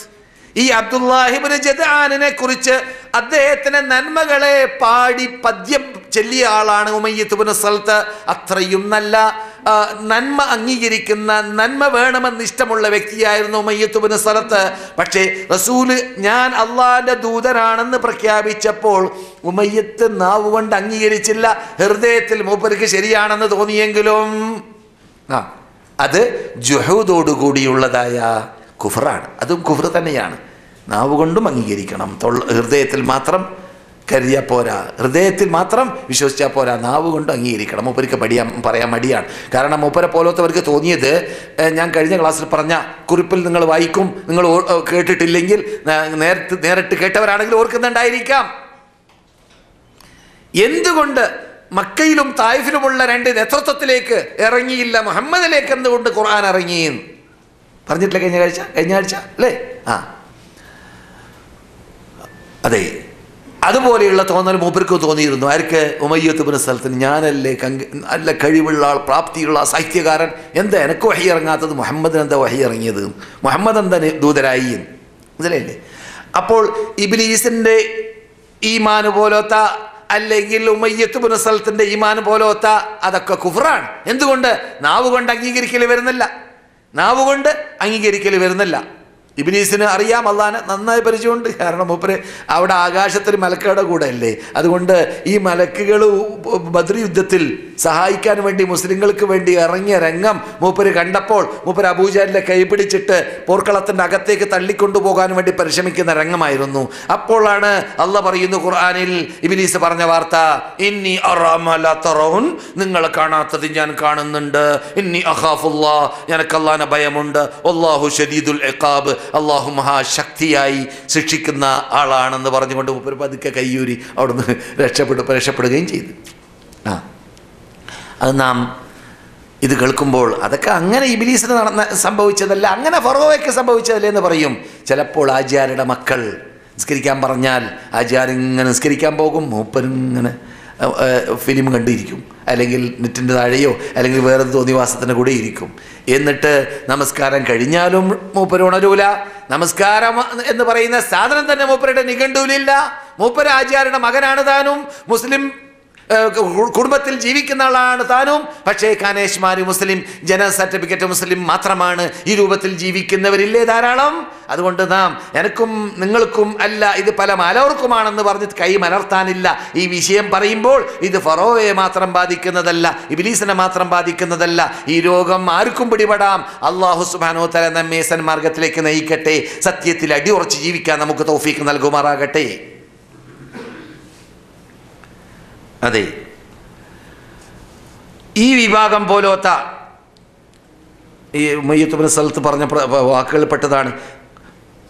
മജ്ജിദുല്ലാഹ ഫഹുവ ലിൽ മജ്ദി അഹ്ലു റബ്ബുനാ ഫിസ്സമായി അംസാ കബീറ. ധാരാളം നീണ്ട പദ്യങ്ങളാണത്. ഇബ്നു കസീർ റഹ്മത്തുള്ളാഹി അലൈഹി അവരുടെ താരീഖിലും അതുപോലെ മറ്റു ഗ്രന്ഥങ്ങളിലും പറഞ്ഞു കാണാം. എന്താണ്? നിങ്ങൾ അള്ളാഹുവിനെ വാഴ്ത്തുക, പുഴത്തുക. മീതേ ആകാശത്തിലിരിക്കുന്ന, വേറെ ചില പദ്യങ്ങളിൽ അർശിൻ്റെ മീതേ ഇരിക്കുന്ന റബ്ബാണ് അവൻ എന്നൊക്കെ മൂപ്പര് പറഞ്ഞിട്ടുണ്ട് എന്നാണ് മൂപ്പരുടെ പദ്യങ്ങളിൽ. ആര്? ഉമയ്യത്ത് ഇബ്നു സൽത്ത്. പക്ഷേ ഈ വിശ്വാസം വരെ മുഅ്മിനീങ്ങളാണെന്ന് പറയുന്നത് എന്നിട്ട് പലർക്കും ഇന്നത്തെ യുഗത്തിലില്ല. അത് മനസ്സിലാക്കണം. ഏത് വിശ്വാസം? ഈ അള്ളാഹ് അംഗീകരിക്കാത്തൊരു വിശ്വാസം ഉണ്ടല്ലോ. മൂപ്പര് ഈ പറഞ്ഞൊക്കെ ശരിയാണ്, എന്നിട്ട് മൂപ്പര് അള്ളാഹുവിനെ അംഗീകരിച്ചു കൊണ്ട് തൊള്ളുകൊണ്ട് പ്രഖ്യാപിച്ച് ലാ ഇലാഹ ഇല്ലല്ലാഹ് മുഹമ്മദ് റസൂലുള്ളാഹ് പറഞ്ഞില്ല. അതുകൊണ്ട് ഗേറ്റ് ഔട്ടായി, അതുകൊണ്ട് കാഫറായി. ജുഹൂദൻ കാഫറാണ് മൂപ്പര്, അല്ലേ? അതെ, ഇങ്ങനെയുള്ള ഈ കാഫറായി മരിച്ചതായ ഈ മനുഷ്യൻ പറയുന്ന നല്ല പദങ്ങളിൽ, വിശ്വസിച്ച പദങ്ങളിൽ പെട്ടതാണ് എന്ത്?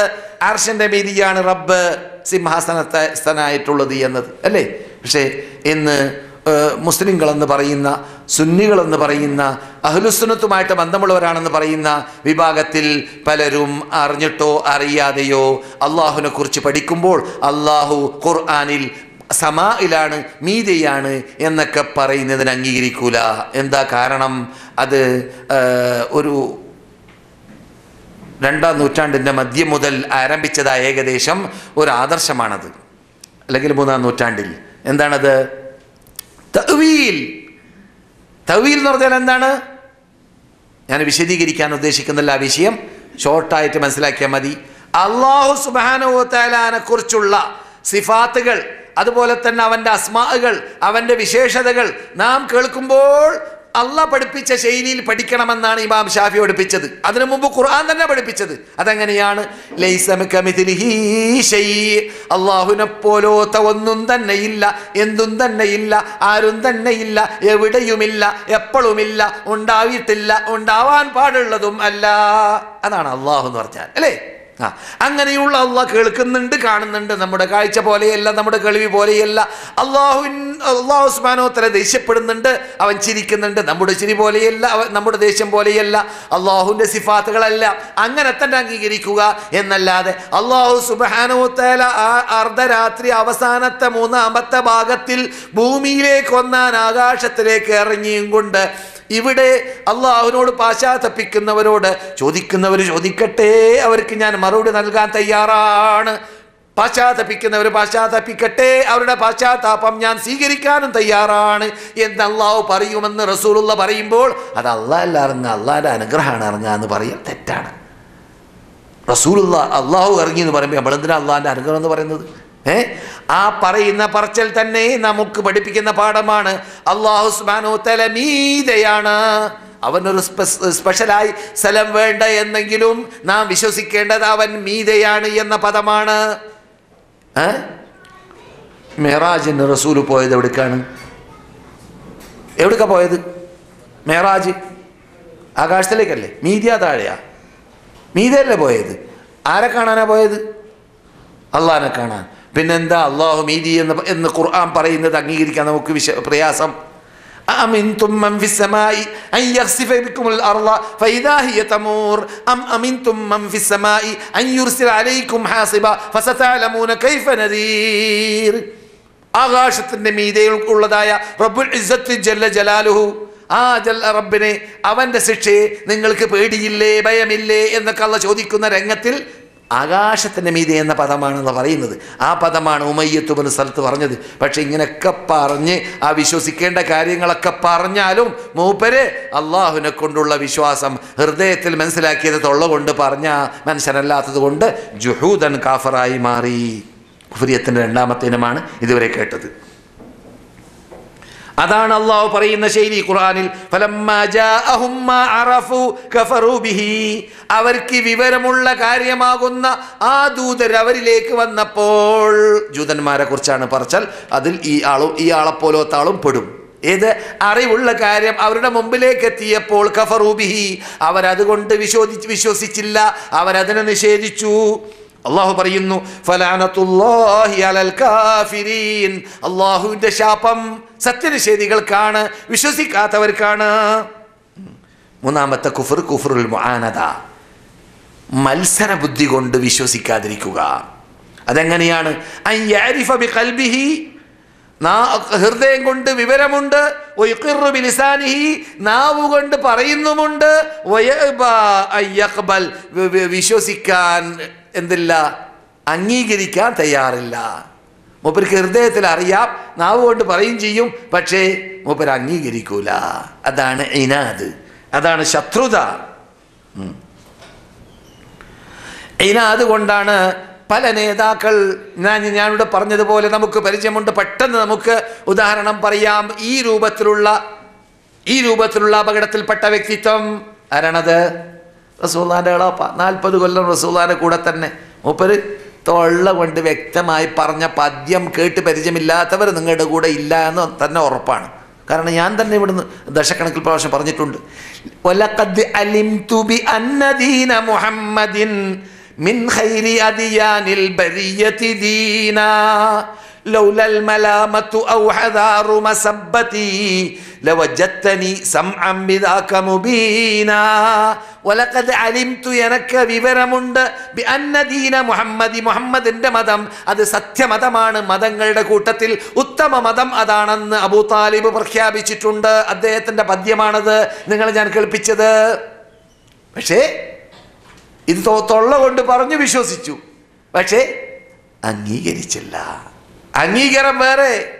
അപ്പോൾ ഒരാള് അറിയലല്ല ഈമാന്, തൊള്ള കൊണ്ട് പറയലല്ല ഈമാന്, പിന്നെയോ അത് അംഗീകരിക്കലാണ്. അംഗീകാരം കൂടി വരാതെ ഈമാനാവൂല. മനസ്സിലായില്ലേ? ഈമാനാവണമെങ്കിൽ എന്ത് വേണം? അംഗീകാരം വേണം. പ്രീതിയോടുകൂടി അത് അംഗീകരിക്കണം. അബൂ താലിബ് അംഗീകരിച്ചില്ല. അബൂ താലിബ് മക്ക കാഫിരീങ്ങൾ പരിസരത്തിലിരിക്കുന്നവർ അബൂ താലിബിനോട് പറഞ്ഞു, റസൂലുള്ളാഹി അബൂ താലിബിന്റെ അടുക്കലേക്ക് മരിക്കാൻ കിടക്കുമ്പോൾ ചെന്ന വേളയിൽ ലാ ഇലാഹ ഇല്ലല്ലാഹ് എന്ന പദം പറഞ്ഞു മരിച്ചോ, എന്നാൽ നിങ്ങൾക്ക് വേണ്ടി ആ പദം പിടിച്ചിട്ട് അള്ളാഹിനോട് ഞാൻ വാദിക്കും എൻ്റെ അളാപ്പാ എന്ന് പറഞ്ഞപ്പോൾ മൂപ്പര് കണ്ണുരുട്ടി നേതാക്കളിലേക്ക് നോക്കി. എന്നിട്ട് നേതാക്കൾ പറഞ്ഞുകൊണ്ടേയിരുന്നു, ഇതുവരെ ഞങ്ങളുടെ കൂടെ താമസിച്ചിട്ട്, ഞങ്ങളുടെ കൂടെ ഇരുന്നിട്ട്, ഞങ്ങളുടെ ആദർശവുമായി നടന്നിട്ട് മരിക്കാൻ പോകുമ്പോൾ നിന്റെ വാപ്പ അബ്ദുൽ മുത്തലിബിന്റെ മതമൊഴിവാക്കി മരിക്കാനോ എന്നവർ പറഞ്ഞുകൊണ്ടേയിരുന്നു. അതുകൊണ്ട് റസൂലുള്ളാഹിയുടെ വാക്ക് കേട്ടപ്പോൾ എന്ത് പറഞ്ഞു അബൂ താലിബ്? വഅലാ മില്ലത്തി അബ്ദുൽ മുത്തലിബ്, അബ്ദുൽ മുത്തലിബിന്റെ മതത്തിലാണ് ഞാൻ, അഥവാ കാഫറായിട്ടാണ്. അപ്പോൾ ഇത് മൂന്നാമത്തെ കുഫ്രിയത്താണ്, മഹാ അപകടം പിടിച്ച കുഫ്രിയത്താണ്. അപ്പോൾ കുഫ്രിയത്തിൻ്റെ 3 ഇനം ഇന്ന് നിങ്ങൾ കേട്ടു. 4ാമത്തെ ഇനം ആണ് കുഫ്രിയത്തുൻ നിഫാഖ്, കാപട്യത്തിൻ്റെ കുഫ്രിയത്ത്.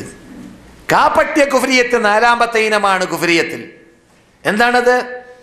അത് ഹൃദയം കൊണ്ട് വിശ്വസിക്കാതിരിക്കുക, നാവ് കൊണ്ട് വിശ്വസിക്കുക. നാവ് കൊണ്ട് അവരോട് മുസ്ലിമാവൻ പറഞ്ഞാൽ ഖാലു ആമന്ന വഇദാ ഖലൗ ഇലാ ശയാതീനിഹിം ഖാലു ഇന്നാ മഅകും ഇന്നമാ നഹ്നു മുസ്തഹ്സിഊൻ അല്ലാഹു യസ്തഹ്സിഉ ബിഹിം വയമുദ്ദുഹും ഫീ തുഗ്യാനിഹിം യഅമഹൂൻ. അവര് മുസ്ലിങ്ങളുടെ കൂടെ ഇരിക്കുമ്പോൾ ഞങ്ങൾ നിങ്ങളുടെ കൂടെയാണ്, ഞങ്ങൾ മാപ്പിളമാരാണ്, ഞങ്ങൾ മുസ്ലിങ്ങളാണ് എന്നൊക്കെ പറയും, പരിഹാസം. എന്നിട്ടോ അവരുടെ പിശാചുകളായ അതേ തത്വം പേറി നടക്കുന്ന യഥാർത്ഥ കാഫിര്യങ്ങളുടെ കൂടെ അവർ ചെന്ന് കഴിഞ്ഞാൽ ഇന്നാമാക്കും ഞങ്ങൾ മുസ്ലിങ്ങളായിട്ടില്ല, ഞങ്ങൾ നിങ്ങളുടെ കൂടെ തന്നെ, ഞങ്ങൾ അഭിനയിക്കുകയായിരുന്നു കാര്യലാഭത്തിന് വേണ്ടി, പ്രത്യേക ഭൗതിക നേട്ടങ്ങൾക്ക് വേണ്ടി, ബിസിനസ്സിന് വേണ്ടി. മുഹമ്മദിന്റെ കൂടിയാൽ പലതും നേടിയെടുക്കാൻ പറ്റും, അതുകൊണ്ട് കാട്ടിയതാണ് എന്നൊക്കെ പറഞ്ഞ് കാപ്പട്യം പറഞ്ഞടക്കും. അവര് യഥാർത്ഥത്തിൽ അല്ലാഹു സുബ്ഹാനഹു വ തആല അവരെ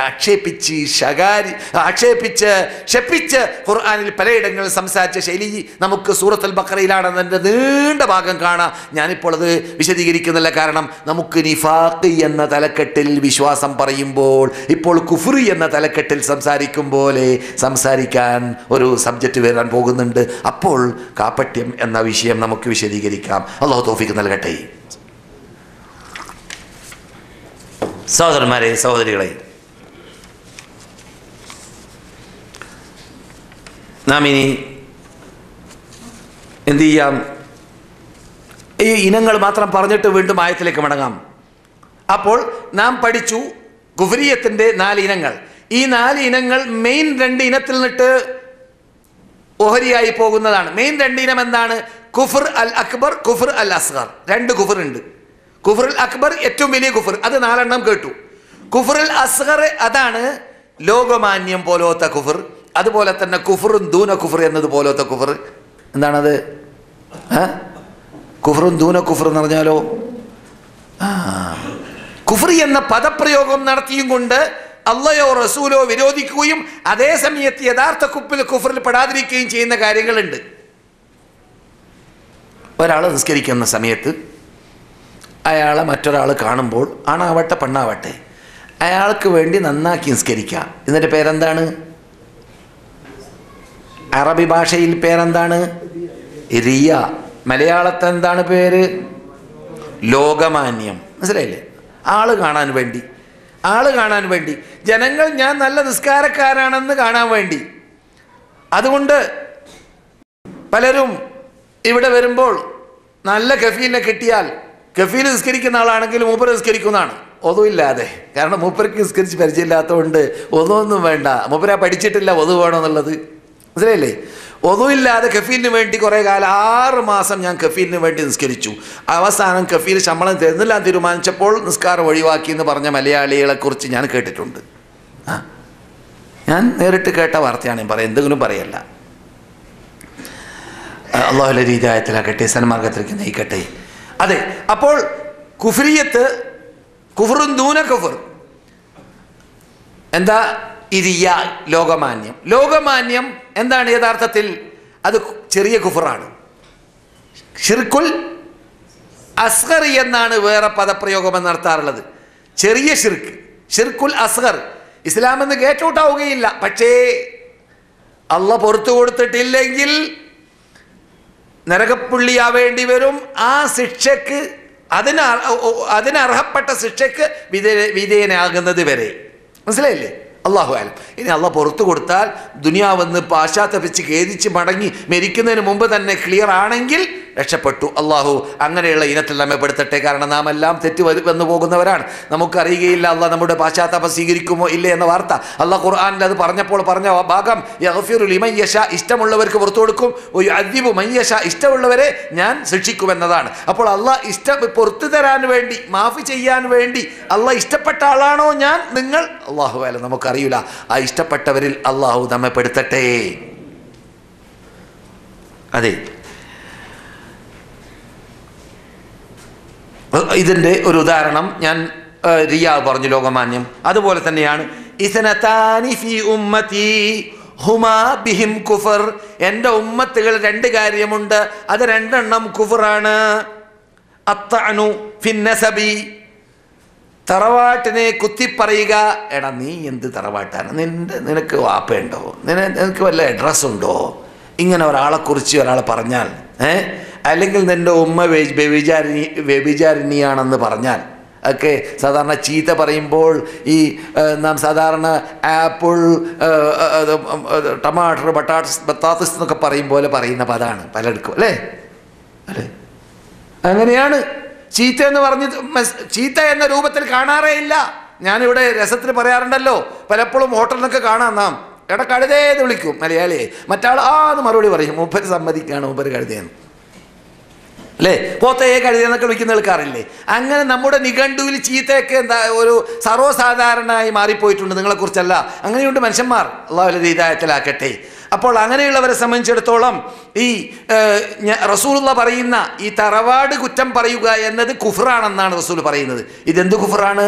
നാം നേരത്തെ പറഞ്ഞതായ കാലാകാലം നരകത്തിൽ പോകുന്ന കുഫറല്ല, പിന്നെയോ കുഫ്റുൻ ദൂന കുഫർ, കുഫറുൻ ദൂന കുഫർ. അത് വലിയ കുഫറിൻ്റെ നേരെ താഴെ നിൽക്കുന്ന ശിക്ഷ അള്ളാഹ് കൊടുക്കുകയാണെങ്കിൽ ആ ശിക്ഷ നൽകപ്പെട്ടതിൻ്റെ ശേഷം പിന്നെ രക്ഷപ്പെടാൻ സാധ്യതയുള്ളതായ കുഫറാണ്. മനസ്സിലായില്ലേ?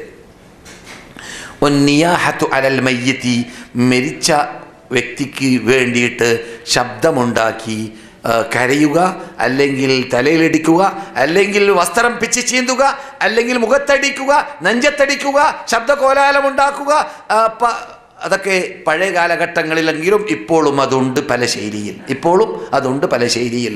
മരിച്ച വീട്ടിൽ ചെയ്യാൻ പാടില്ലാത്തതായ ഏത് ബിദ്അത്തുകൾ നാം ചെയ്യുകയാണെങ്കിൽ അത് അവലുണ്ടാക്കി വീട്ടുകാരെ കൊണ്ട് മയ്യത്ത് ഖബറടക്കിയ ശേഷം അതേ വീട്ടിലേക്ക് ഖബറടക്കിയവർ വന്നിട്ട് തിന്നുന്ന ഭക്ഷണമാവട്ടെ, അവർക്കന്ന് അവരെ കൊണ്ട് ഭക്ഷണം ഉണ്ടാക്കിയിട്ട് തിന്നാൻ പാടില്ല.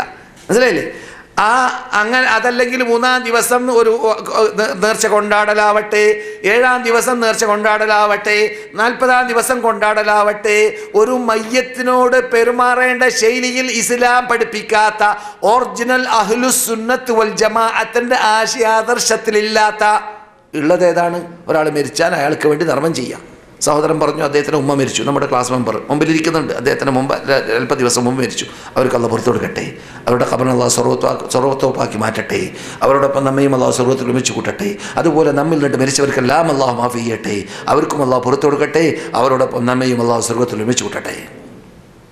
അതെ, ഒരാൾ മരിച്ചു കഴിഞ്ഞാൽ ആ മരിച്ചവൻ മുസ്ലിം ആണെങ്കിൽ, മുഅ്മിനാണെങ്കിൽ, ആ മരിച്ച വ്യക്തിക്ക് വേണ്ടി നമുക്ക് പ്രാർത്ഥിക്കാം. ഖുർആൻ കൽപ്പിച്ചതാണ് പ്രാർത്ഥിക്കാമെന്നത്, അതവർക്ക് കിട്ടും.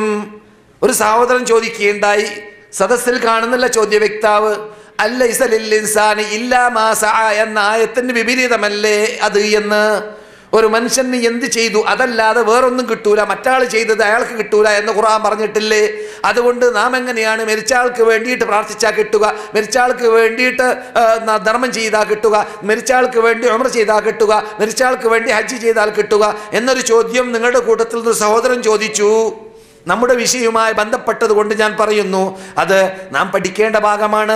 മരിച്ചവർക്ക് വേണ്ടി ജീവിച്ചിട്ടുള്ളവർ ചെയ്യാൻ അനുവദിച്ച കാര്യങ്ങളിൽ പെട്ടത്, അത് അള്ളാഹ് പറഞ്ഞതായ ഒരാൾ മരിച്ചു കഴിഞ്ഞാൽ അല്ലൈസ ലിൽ ഇൻസാനി, മനുഷ്യന് ലഭിക്കുന്നതല്ല ഇല്ലാ മാ സഅ, അവൻ ജീവിച്ചിരുന്ന കാലഘട്ടങ്ങളിൽ അവൻ ചെയ്തതായ യത്തമല്ലാതെ വേറൊന്നും കിട്ടുകയില്ല എന്ന് പറഞ്ഞതായ ആ മെയിൻ തത്വത്തിൽ നിന്നിട്ട് അള്ളാഹു വഹിയിലൂടെ ഒഴിവാക്കി പറഞ്ഞ ഭാഗമാണ് റസൂലുള്ളാഹിന്റെ നാവിലൂടെ. അതെന്ത്? ഏതൊഴിച്ച് നിങ്ങൾ മരിച്ചവർക്ക് വേണ്ടി പ്രാർത്ഥിക്കുന്ന പ്രാർത്ഥന ഒഴിച്ച്. അത് അള്ളാഹ് തന്നെ ഖുർആനിൽ പറഞ്ഞിട്ടുണ്ട്. എന്ത്? ربنا اغفر لنا ولإخواننا الذين سبقونا بالإيمان ولا تجعل في قلوبنا غلا للذين آمنوا. അല്ലേ, നമുക്ക് പരിചയമില്ല ആയത്ത്? ഞങ്ങൾ എന്നിട്ട് മുമ്പ് ഞങ്ങളോട് വിട്ടുപിരിഞ്ഞു പോയതായ മുമ്പന്മാരായ മരിച്ചു പോയവർക്ക് നീ പുറത്തു കൊടുക്കണമേ രക്ഷിതാവേ എന്ന് പ്രാർത്ഥിക്കാൻ ഖുർആൻ നമ്മളോട് അനുവദിച്ചിട്ടുണ്ട്. അപ്പോൾ ഖുർആൻ പരസ്പരം ഏറ്റുമുട്ടാൻ പാടില്ലല്ലോ. അപ്പോൾ ഖുർആനിൽ ഒരിടത്ത് നിങ്ങൾ ചെയ്തതല്ലാത്ത നിങ്ങൾക്ക് ലഭിക്കുകയില്ല എന്ന് പറയുമ്പോൾ, അതേ സമയത്ത് നിങ്ങൾ മരിച്ചവർക്ക് വേണ്ടി പ്രാർത്ഥിക്കണമെന്ന് പറയുമ്പോൾ പ്രാർത്ഥിച്ചാൽ കിട്ടുമെന്ന് നമുക്ക് പഠിക്കാൻ പറ്റി. മനസ്സിലായില്ലേ? അതെന്തല്ല? ഏറ്റുമുട്ടലല്ല എന്നർത്ഥം. അത് പരസ്പരം ഏറ്റുമുട്ടലല്ല. അതുപോലെ അള്ളാഹ് ഒഴിവാക്കിയതായ, റസൂലുള്ളാഹിന്റെ നാവിലൂടെ ഒഴിവാക്കിയതായ കാര്യത്തിൽപ്പെട്ടതാണ് മരിച്ചവർക്ക് വേണ്ടി ധർമ്മം ചെയ്യുക. നാം മരിച്ചവർക്ക് വേണ്ടി, മരിച്ച മൂമിന് വേണ്ടി, മുസ്ലിമിന് വേണ്ടി നാം വല്ല ധർമ്മം ചെയ്താൽ അത് പ്രത്യേക ദിവസം നിർണയിക്കാതെ, അറിവില്ലാത്തവര് ഹിന്ദു മതസ്ഥരുടെ പല ആചാരങ്ങളോട് തുല്യപ്പെടുത്തിയിട്ട് 3-ാം ദിവസം, 7-ാം ദിവസം, 40-ാം ദിവസം, ആണ്ട് നേർച്ച എന്നീ രൂപത്തിൽ പ്രത്യേക ദിവസം നിർണയിക്കാതെ, എപ്പോൾ നിന്റെ കൂടെ കാശുണ്ട് അപ്പോൾ നീ നിന്റെ ഉമ്മാക്ക് വേണ്ടിയിട്ട് ധർമ്മം ചെയ്യുക, മരിച്ചുപോയ അല്ലെങ്കിൽ മരിച്ചുപോയ വാപ്പാക്ക് വേണ്ടി ധർമ്മം ചെയ്യുക. അത് അവർക്ക് അതിൻ്റെ പ്രതിഫലം ലഭിക്കും, നിനക്കും അതുപോലത്തത് ലഭിക്കുന്നതോടൊപ്പം എന്ന് നബിയുനാ മുഹമ്മദ് റസൂലുള്ളാഹി പഠിപ്പിച്ച ശൈലിയാണ്. മനസ്സിലായില്ലേ? അതുപോലെ തന്നെ മരിച്ചവർക്ക് ഉംറ ചെയ്താലും ഹജ്ജ് ചെയ്താലും അതിൻ്റെ കൂലി അവർക്ക് ലഭിക്കും. അവരുടെ നിർബന്ധം പുലരുമോ ഇല്ലേ അവിടേക്ക് എത്തിയാൽ അറിയും. ഇവിടുന്ന് പറയാൻ പറ്റൂല. ഏത്? അവർ ഹജ്ജ് നിർബന്ധമായി മരിച്ച ആളാണ്, മൂപ്പര് ചെയ്യാൻ കൂട്ടാക്കാതെ ഹജ്ജ് ചെയ്യാതെയാണ് മരിച്ചത്. ഉംറ നിർബന്ധമായ മനുഷ്യനാണ്, മൂപ്പര് കൂട്ടാക്കാതെ ചെയ്യാതെയാണ് മരിച്ചത്. നാം അതിന് പകരം നാം അവർക്ക് വേണ്ടി ചെയ്താൽ ആ കുറ്റത്തുനിന്ന് രക്ഷപ്പെടാൻ അവർക്ക് സാധിക്കുമോ ഇല്ലേ അവിടേക്ക് എത്തിയാൽ അറിയും. നമുക്ക് പറയാൻ പറ്റില്ല. അല്ലാഹു അഅലം. കാരണം അയാൾ എന്തുകൊണ്ട് ഭിന്നിപ്പിച്ചു എന്നുള്ളത് അള്ളാഹ്ക്കല്ലേ അറിയുള്ളൂ, നമുക്കറിയില്ലല്ലോ. അറിയോ? ഇല്ലല്ലോ. അതുകൊണ്ട് ഞാൻ പറയാറുണ്ട്, ഈ ഓടിച്ചാടിയിട്ട് ചില ആൾക്കാരൊക്കെ പള്ളിൻ്റെ പുറത്തൊക്കെ ഇങ്ങനെ നിസ്കരിക്കും. നിസ്കാരം കഴിഞ്ഞിട്ട് ഫോൺ നമ്മൾ കാണാം. മൗലവി, ഞാൻ നിസ്കരിച്ചത് പള്ളിയുടെ അങ്കണത്തിലാണ്, അകത്ത് കയറിയിട്ടില്ല, 1000 കിട്ടുമോ? മനസ്സിലായില്ലേ? അപ്പം ഞാൻ മറുപടി നൽകാം, അവിടേക്ക് എത്തിയാൽ അറിയുമെന്ന് ഞാൻ മറുപടി ചെയ്യും. എനിക്കറിയില്ലല്ലോ നിങ്ങൾ എന്തിനാണ് പിന്തിയതെന്ന്. അള്ളാഹ്ക്ക് അറിയും നിങ്ങൾ പിന്തിയത് എന്തിനാണെന്ന്. നിങ്ങൾ കരുതിക്കൂട്ടി പിന്തിയിട്ട് അവസാനം വന്നിട്ട് ആ അങ്കണത്തിൽ നിസ്കരിച്ചതാണെങ്കിൽ കൂലി കിട്ടാൻ സാധ്യതയില്ല. കാരണം നിങ്ങൾക്ക് വിവരമുണ്ട്, റസൂലുള്ളാഹിന്റെ പള്ളിയായി കെട്ടപ്പെട്ടതിൻ്റെ അകത്ത് നിസ്കരിച്ചാലാണ് 1000-ൽ പരം കിട്ടുക. ആ അകത്ത് നിസ്കരിക്കണമെന്ന നിർബന്ധം നിങ്ങൾക്ക് ഉണ്ടായി, നിങ്ങൾ കാലേക്കോട്ടി ഒളു പിടിച്ച് വന്നിരുന്നെങ്കിൽ എത്തിയിരുന്നേനെ അല്ലേ? അതിപ്പോൾ അള്ളാഹ്ക്ക് അറിയാം, എനിക്ക് പറയാൻ പറ്റില്ല. മനസ്സിലായില്ലേ? അപ്പോൾ ഞാൻ പറഞ്ഞു വരുന്നത്, റസൂലുള്ളാഹി പറയുന്നു, ഒരാൾ ഒരു വീട്ടിൽ മരണം നടന്നു കഴിഞ്ഞാൽ ആ മയ്യത്തിൻ്റെ വീട്ടിൽ വെച്ചിട്ട് അവിടെ ശബ്ദ കോലാഹലമുണ്ടാക്കി, മുടി പിച്ച് ചീന്തി, അല്ലെങ്കിൽ വസ്ത്രം ചീന്തി, അല്ലെങ്കിൽ മുഖത്തേക്കടിച്ചു, നെഞ്ചത്തേക്കടിച്ചു, വടക്ക് ശബ്ദമുണ്ടാക്കി എന്നീ കാര്യങ്ങൾ ഒരാൾ ചെയ്താൽ അദ്ദേഹം, അത് റസൂലുള്ളാഹി സ്വല്ലല്ലാഹു അലൈഹി വസല്ലം പറയുന്നു, എൻ്റെ ഉമ്മത്തുകളിൽ അത് കുഫറാണ്. അത് കുഫറാണ്. ഈ കുഫർ എന്താണ്? ഇസ്ലാമിൽ നിന്ന് ഗേറ്റ് ഔട്ടായി പോകുന്നതായ കുഫറല്ല, പിന്നെയോ മഹാദോഷമാണ്, മഹാപാപമാണ്. കുഫറുൻ ദൂന കുഫർ, കുഫറിൻ്റെ താഴെ നിൽക്കുന്ന ദോഷമാണ് എന്ന അർത്ഥത്തിലേക്കാണ്. അതിൽപ്പെട്ടത് തന്നെയാണ് നിയാഹ എന്ന് പറയുന്നതായ അതേ അപകടത്തിൽപ്പെട്ടതാണ് മയ്യത്തിൻ്റെ വീട്ടിൽ വെച്ചിട്ട് കാട്ടുന്നതായ ഏത് ബിദ്അത്തും. പാടില്ലാത്ത, റസൂൽ കൽപ്പിക്കാത്ത, മരിച്ച എൻ്റെ വീട്ടിൽ വെച്ചിട്ട് ചെയ്യാൻ പാടില്ലാത്ത. നമ്മുടെ നാട്ടിലൊക്കെ ഇങ്ങനെ ക്യൂ നിൽക്കല. കുടുംബക്കാർ വന്നിട്ട് മയ്യത്തിനെ കാണാം, അവർക്ക് വേണ്ടി അവരുടെ മുഖം ചുംബിക്കാം, അവരുടെ കവിൾത്തടം ചുംബിക്കാം, അതൊക്കെ അനുവദനീയമാണ്. അല്ലെങ്കിൽ നെറ്റിത്തടം ചുംബിക്കാം സ്വന്തക്കാരാണെങ്കിൽ. പെണ്ണുകളാണെങ്കിൽ ജീവിച്ചിരിക്കുന്ന കാലഘട്ടത്തിൽ തൊടൽ അനുവദനീയമായ അവരുടെ മഹറമായ അവരുടെ പെങ്ങളോ ഉമ്മയോ ഇളയമയോ മൂത്തമ്മയോ അമ്മായിയോ അവർക്കൊക്കെ ചുംബനം നടത്താം. എന്നല്ലാതെ നാട്ടുകാർ മുഴുവനും, അതിലുള്ള മുസ്ലിങ്ങൾ, അതിലുള്ള ആണുങ്ങൾ, അതിലുള്ള പെണ്ണുങ്ങൾ മുഴുവനും ഇങ്ങനെ മയ്യത്തിനെ കാണാൻ വേണ്ടി ക്യൂ നിർത്തും. നിർത്തി അവരെ കൊണ്ട് ഇങ്ങനെ ചുംബിപ്പിക്കുക, അവരെ കൊണ്ട് അതങ്ങനെ അത് നമ്മൾ കണ്ടിട്ടില്ല കിതാബിൽ. അതെവിടുന്ന് കിട്ടി? അതിൻ്റെ ആവശ്യമില്ല. മനസ്സിലല്ലേ? അതിൻ്റെ ആവശ്യവുമില്ല. സ്വന്തക്കാർ വരാ കാണുക, മയ്യത്തിന് എത്ര പെട്ടെന്ന് ഇതൊക്കെ നമുക്ക് ഇവിടുന്ന് വന്നു. നാം ആ മെയിൻ പോയിന്റ് മനസ്സിലാക്കാത്തതിൽ നിന്നിട്ട് വന്നു. എന്താ മെയിൻ പോയിന്റ്? റസൂലുള്ള പറയുന്നു, ഒരാൾ മരിച്ചു കഴിഞ്ഞാൽ കഴിവിൻ്റെ പരമാവധി പെട്ടെന്ന് അയാളെ ഖബറിലേക്ക് എത്തിക്കുക. എത്ര പെട്ടെന്ന് ഖബറിലേക്ക് എത്തി അത്ര നല്ലതാണ്. അദ്ദേഹം നല്ല മനുഷ്യനാണെങ്കിൽ അദ്ദേഹം പോകുന്നത് സ്വർഗത്തോപ്പിലേക്കാണ്. നിങ്ങൾ എന്തിനാ ബന്ധിപ്പിക്കുന്നത്? അദ്ദേഹം വെടക്ക് മനുഷ്യനാണെങ്കിൽ ആ വെടക്ക് മനുഷ്യനെ നിങ്ങൾ എന്തിന് നിർത്തുന്നു നിങ്ങളുടെ വീട്ടിൽ? വെടക്ക് മനുഷ്യനെ, അള്ളാഹ് ഇഷ്ടപ്പെടാത്ത മനുഷ്യനെ, അവൻ്റെ ശവത്തെ നിങ്ങൾ എന്തിനാ അവിടെ ഇരുത്തുന്നു? അവിടുന്ന് പെട്ടെന്ന് അവനെ അവൻ്റെ ശരീരത്തെ തൊട്ട് നിങ്ങളുടെ വീട്ടിനെ രക്ഷപ്പെടുത്തല്ലേ വേണ്ടതെന്ന് പറയും പോലെ സല്ലല്ലാഹു അലൈഹി വസല്ലം. സഹോദരന്മാരെ, സഹോദരികളെ, ഇതൊക്കെ പറയുമ്പോൾ നാം പഠിക്കേണ്ട ഭാഗം, നാം തുടങ്ങി വെച്ചതായ ആയത്ത് സഹാബാക്കളെക്കുറിച്ച് അള്ളാഹ് പറയുന്ന ശൈലിയാണ്. മദീന സന്ദർശകരും മക്ക സന്ദർശകരും ഇവിടെ സ്ഥിരമായി താമസിക്കുന്നവരും മുസ്ലിം ലോകം ആസകലവും മനസ്സിലാക്കേണ്ട ഭാഗമാണ്. റസൂലുള്ളാഹിനെ കുറിച്ച് അള്ളാഹ് പറഞ്ഞപ്പോൾ സൂറത്തുൽ ഫത്ഹിന്റെ അവസാനത്തിൽ മുഹമ്മദുർ റസൂലുള്ളാഹ്, പിന്നെ അള്ളാഹ് പറഞ്ഞത് പരിചയപ്പെടുത്തിയത് ആരെയാണ്? റസൂലുള്ളാഹിന്റെ പരിസരത്തിൽ ജീവിച്ചതായ സഹാബാക്കളെയാണ്.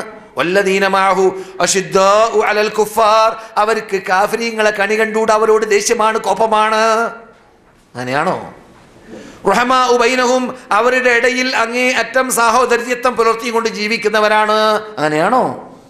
നിങ്ങൾ പത്രം വായിക്കുക, നിങ്ങൾ നെറ്റിൽ ഇറങ്ങി നോക്കുക, എന്താ സംഭവിക്കുന്നത്? കൂട്ടത്തോട് കൂടി പള്ളിയിൽ വെച്ചിട്ട് ജുമാ നമസ്കാരം നടന്ന് പള്ളിയിലുള്ള ഖതീബും പള്ളിയിലുള്ളതായ നിസ്കരിക്കുന്നവരെല്ലാം ഒന്നിച്ചിട്ട് തൊട്ട അമ്പലത്തിലേക്ക്.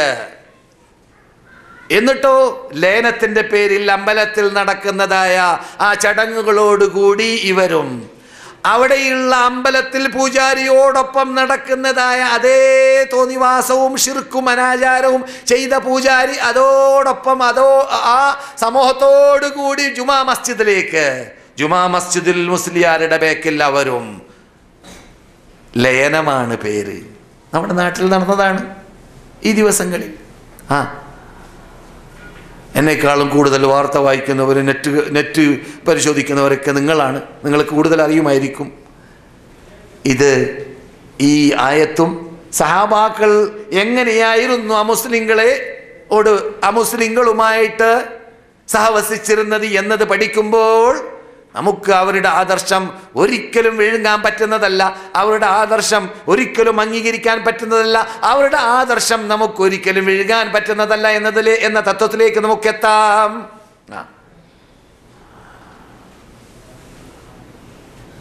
അതേസമയത്ത് നമ്മുടെ അയൽവാസി ഒരു അമുസ്ലിം ആണെങ്കിൽ അയൽവാസിയുടെ അവകാശം നിറവേറ്റണം. മനസ്സിലായില്ലേ? ഹൃദയത്തിൽ വെറുപ്പുള്ളതോടൊപ്പം ഹൃദയത്തിൽ സ്നേഹം പാടില്ല മുസ്ലിമിനോട്. സഹാബാക്കൾ അങ്ങനെയാണ് പഠിപ്പിച്ചത് നമുക്ക്. അശിദ്ദാഉ അലൽ കുഫാരി റുഹമാഉ ബൈനഹും, മുസ്ലിങ്ങളുടെ ഇടയിൽ ഏകോദര സഹോദരന്മാരാണ്.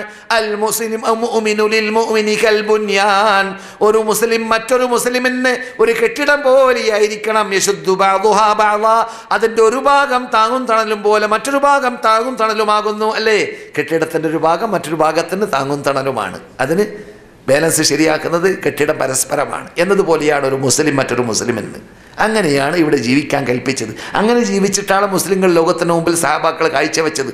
അതുകൊണ്ട് ആ കാഴ്ചവെച്ച ശൈലി റുകൂഇൽ കാണും, സുജൂദിൽ കാണും, നമസ്കാരത്തിൽ കാണും, മുഖത്തിൽ കാണും.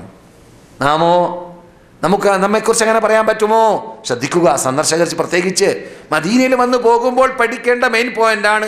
മദീനയിൽ പണ്ട് 1400 വർഷങ്ങൾക്ക് മുമ്പ് ജീവിച്ചതായ ഒരു മഹാസമൂഹം ഉണ്ടായിരുന്നു. ആ മഹാസമൂഹം ജീവിച്ചതുപോലെയായിരിക്കണം നാം ജീവിക്കേണ്ടത്. നമുക്ക് അവരോടൊപ്പം സ്വർഗത്തിൽ പോകണമെന്ന് പൂതിയുണ്ടെങ്കിൽ തറാഹും റുക്അൻ സുജ്ജദാ, ശ്രദ്ധിക്കുക, അവരെ നിങ്ങൾ കാണാം റുക്ഉ ചെയ്യുന്നവരായി, സുജൂദ് ചെയ്യുന്നവരായി. അപ്പോൾ ഫർള് നമസ്കാരം ജനങ്ങൾ കണ്ട് നമസ്കരിക്കണം. അത് ലോകമാന്യമല്ല, റൂമിൽ വെച്ചിട്ടല്ല നിസ്കരിക്കേണ്ടത് പുരുഷന്മാർ. ഫർള് നമസ്കാരം ജനങ്ങൾ കണ്ട് നമസ്കരിക്കണം. തറാഹും, സഹാബാക്കളെ നിങ്ങൾ കാണും, റുക്അൻ സുജ്ജദ, റുക്ഉ ചെയ്യുന്നവരായി കാണും, സുജൂദ് ചെയ്യുന്നവരായി കാണും. അപ്പോൾ ഫർള് നമസ്കാരം കണ്ട് നമസ്കരിച്ചില്ലെങ്കിൽ എങ്ങനെയാണ് കാണുക? അള്ളയാണ് പറയുന്നത്, അവരെ നിങ്ങൾ നമസ്കരിക്കുന്നവരായി കാണും. അപ്പോൾ കാണാതെ നമസ്കരിക്കേണ്ടത് സുന്നത്ത് നമസ്കാരമാണ്, വീട്ടിൽ വെച്ചിട്ട് നമസ്കരിക്കേണ്ടത് സുന്നത്ത് നമസ്കാരമാണ്. ഫർള് നമസ്കാരം പുരുഷന്മാർ നമസ്കരിക്കേണ്ടത് പള്ളിയിൽ വെച്ചിട്ടാണ്. അതിനു വേണ്ടിയാണ് പള്ളി സ്ഥാപിക്കപ്പെട്ടിട്ടുള്ളത്. സുബ്ഹാനല്ലാഹ്, ഇത് നാം മനസ്സിലാക്കേണ്ടതാണ്. റസൂലുള്ളാഹി സ്വല്ലല്ലാഹു അലൈഹി വസല്ലം പറയുന്നു, ഇദാ റഅയ്തുമുർ റജുല യഅതാദ് അൽ മസാജിദ് ഫഷ്ഹദൂ ലഹു ബിൽ ഈമാൻ. ഒരു മനുഷ്യനെ പള്ളിയിലേക്കെന്നും പോകുന്നതായിട്ട് നിങ്ങൾ കണ്ടാൽ അദ്ദേഹം ഒരു മുഅ്മിനാണെന്ന് നിങ്ങൾക്ക് സാക്ഷ്യം വഹിക്കാം. അപ്പോൾ പള്ളിയിലേക്ക് പോകുന്നത് കാണണം, പള്ളിയിൽ ജനങ്ങൾ കണ്ടു പോകണം. അത് അഹങ്കാരമല്ല, അത് ലോകമാന്യമല്ല. പിന്നെയോ അത് ഇസ്ലാമിൻ്റെ ചിഹ്നമാണ് നമസ്കാരം നിലനിർത്തുക എന്നത്. അഥവാ നമസ്കാരം നീ നിലനിർത്തുന്ന ആളാണ് എന്നത് അള്ളാഹ് കാണും പോലെ ശിട്ടികൾ, അള്ളാഹ് ഏതായാലും കാണുന്നുണ്ടല്ലോ, ശിട്ടികളും അറിയുക എന്നത് അനിവാര്യമാണ്. ഇല്ലെങ്കിൽ നീ മുസ്ലിം എന്നതിലേക്ക് വേറെ എന്താ തെളിവുള്ളത്? ആ ചിഹ്നം നീ ചെയ്തില്ലെങ്കിൽ നിന്നെ ജനങ്ങൾ സംശയിക്കൂലേ? നിനക്ക് കെട്ടിച്ച് പെൺകുട്ടികൾ കെട്ടിച്ചേരാൻ ആജിമാർ മടിക്കൂലേ? ഇപ്പോഴതൊന്നുമില്ല കേട്ടാ. നിസ്കരിക്കുന്നുണ്ടോ ഇല്ലെന്ന് ചോദിക്കൂല. വിസ എവിടേക്കാണെന്നുള്ളതാണ്. വിസ സുഡാനിലേക്കാണോ, യമനിലേക്കാണോ, സൗദി അറേബ്യയിലേക്കാണോ, ഖത്തറിലേക്കാണോ? സൗദി അറേബ്യയിലേക്കോ ഖത്തറിലേക്കോ വിസയാണെങ്കിൽ പറ്റും, നമ്മുടെ മകൾക്ക് പറ്റും. അല്ലാതെ വേറെ വല്ല എണ്ണ ഇല്ലാത്ത നാട്ടിലേക്കാണെങ്കിൽ, പെട്രോൾ ഇല്ലാത്ത നാട്ടിലാണെങ്കിൽ എന്ത് എന്നല്ലാതെ 5 വക്ത് നിസ്കരിക്കുന്ന ആളാണോ, ഖിബില പരിചയമുള്ള ആളാണോ, ഇത് ചോദിക്കൂല. അതാണ് അനിവാര്യം. മനസ്സിലായില്ലേ? ഈ ഹദീസ് നിങ്ങളെ ഞാൻ കേൾപ്പിച്ചതായി. ഈ ഹദീസ് ചർച്ചയ്ക്ക് വിധേയമായ ഹദീസാണെങ്കിലും ഇമാം തുർമുദി അതിനെ ഹസനാക്കിയിട്ടുണ്ട്. അതേസമയത്ത് ഞാൻ ഇത്തരം ഹദീസുകൾ പറയുമ്പോൾ പറയാറുണ്ട്, ഇത് ഖുർആൻ സ്ഥിരീകരിച്ചതായ തത്വമാണ്. ഖുർആൻ പറയുന്നു, ഇന്നമാ യഅ്മുറു മസാജിദല്ലാഹി, ആരാണ്? മൻ ആമന ബില്ലാഹ്, അല്ലാഹുവിൻ്റെ പള്ളിയെ ഇമാറത്ത് നടത്തുന്ന വ്യക്തികൾ, അള്ളാഹുവിൻ്റെ പള്ളിയെ ഭംഗി ഉണ്ടാക്കുന്നവര് നമസ്കാരത്തിലൂടെ. അതാരാണ്? അള്ളാഹിനെ കൊണ്ട് വിശ്വസിക്കുന്ന ആളാണ്. അപ്പോൾ ഈ പറഞ്ഞ ഹദീസിൻ്റെ അർത്ഥം ആയത്തിൽ തന്നെ ഉണ്ടാകുമ്പോൾ പിന്നെ നമുക്ക് വേറെ തെളിവ് ആവശ്യമില്ലല്ലോ. പിന്നെ റസൂലുള്ളാഹി സ്വല്ലല്ലാഹു അലൈഹി വസല്ലം അർശിന്റെ തണലിൽ നിൽക്കുന്ന ആൾക്കാരെ കുറിച്ച് പറഞ്ഞ ഭാഗം ഞാൻ പദ്യരൂപത്തിൽ പറയാറുണ്ടല്ലോ. 7 കൂട്ടരെ മറന്നുപോയോ?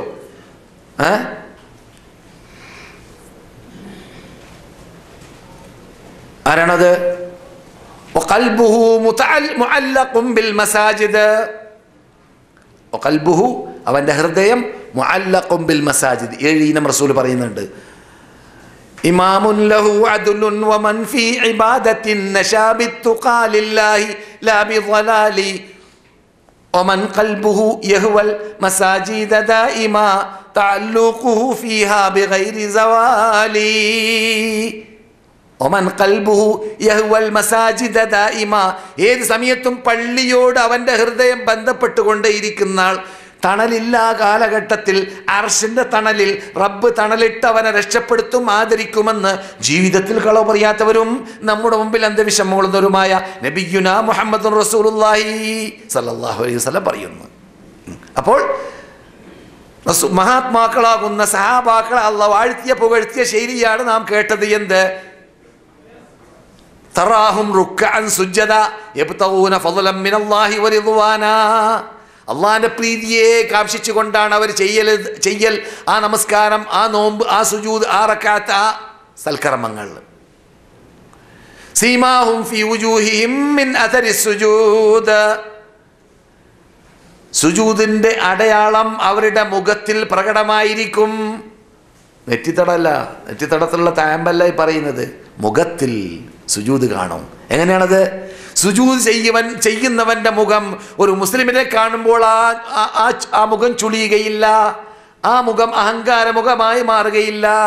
നല്ല പ്രസന്നതയുള്ള മുഖമായിരിക്കും, പുഞ്ചിരിയുടെ മുഖമായിരിക്കും, നല്ല സമീപനമായിരിക്കും നമസ്കരിക്കുന്നവൻ്റെ മുഖം. ശ്രദ്ധിക്കണം, പലരും നല്ല നല്ല താടിയൊക്കെ വെക്കും. വളരെ അനിവാര്യമാണ്. താടി വടിക്കൽ മുസ്ലിങ്ങൾക്ക് പാടുള്ളതല്ല, പുരുഷന്മാർക്ക്.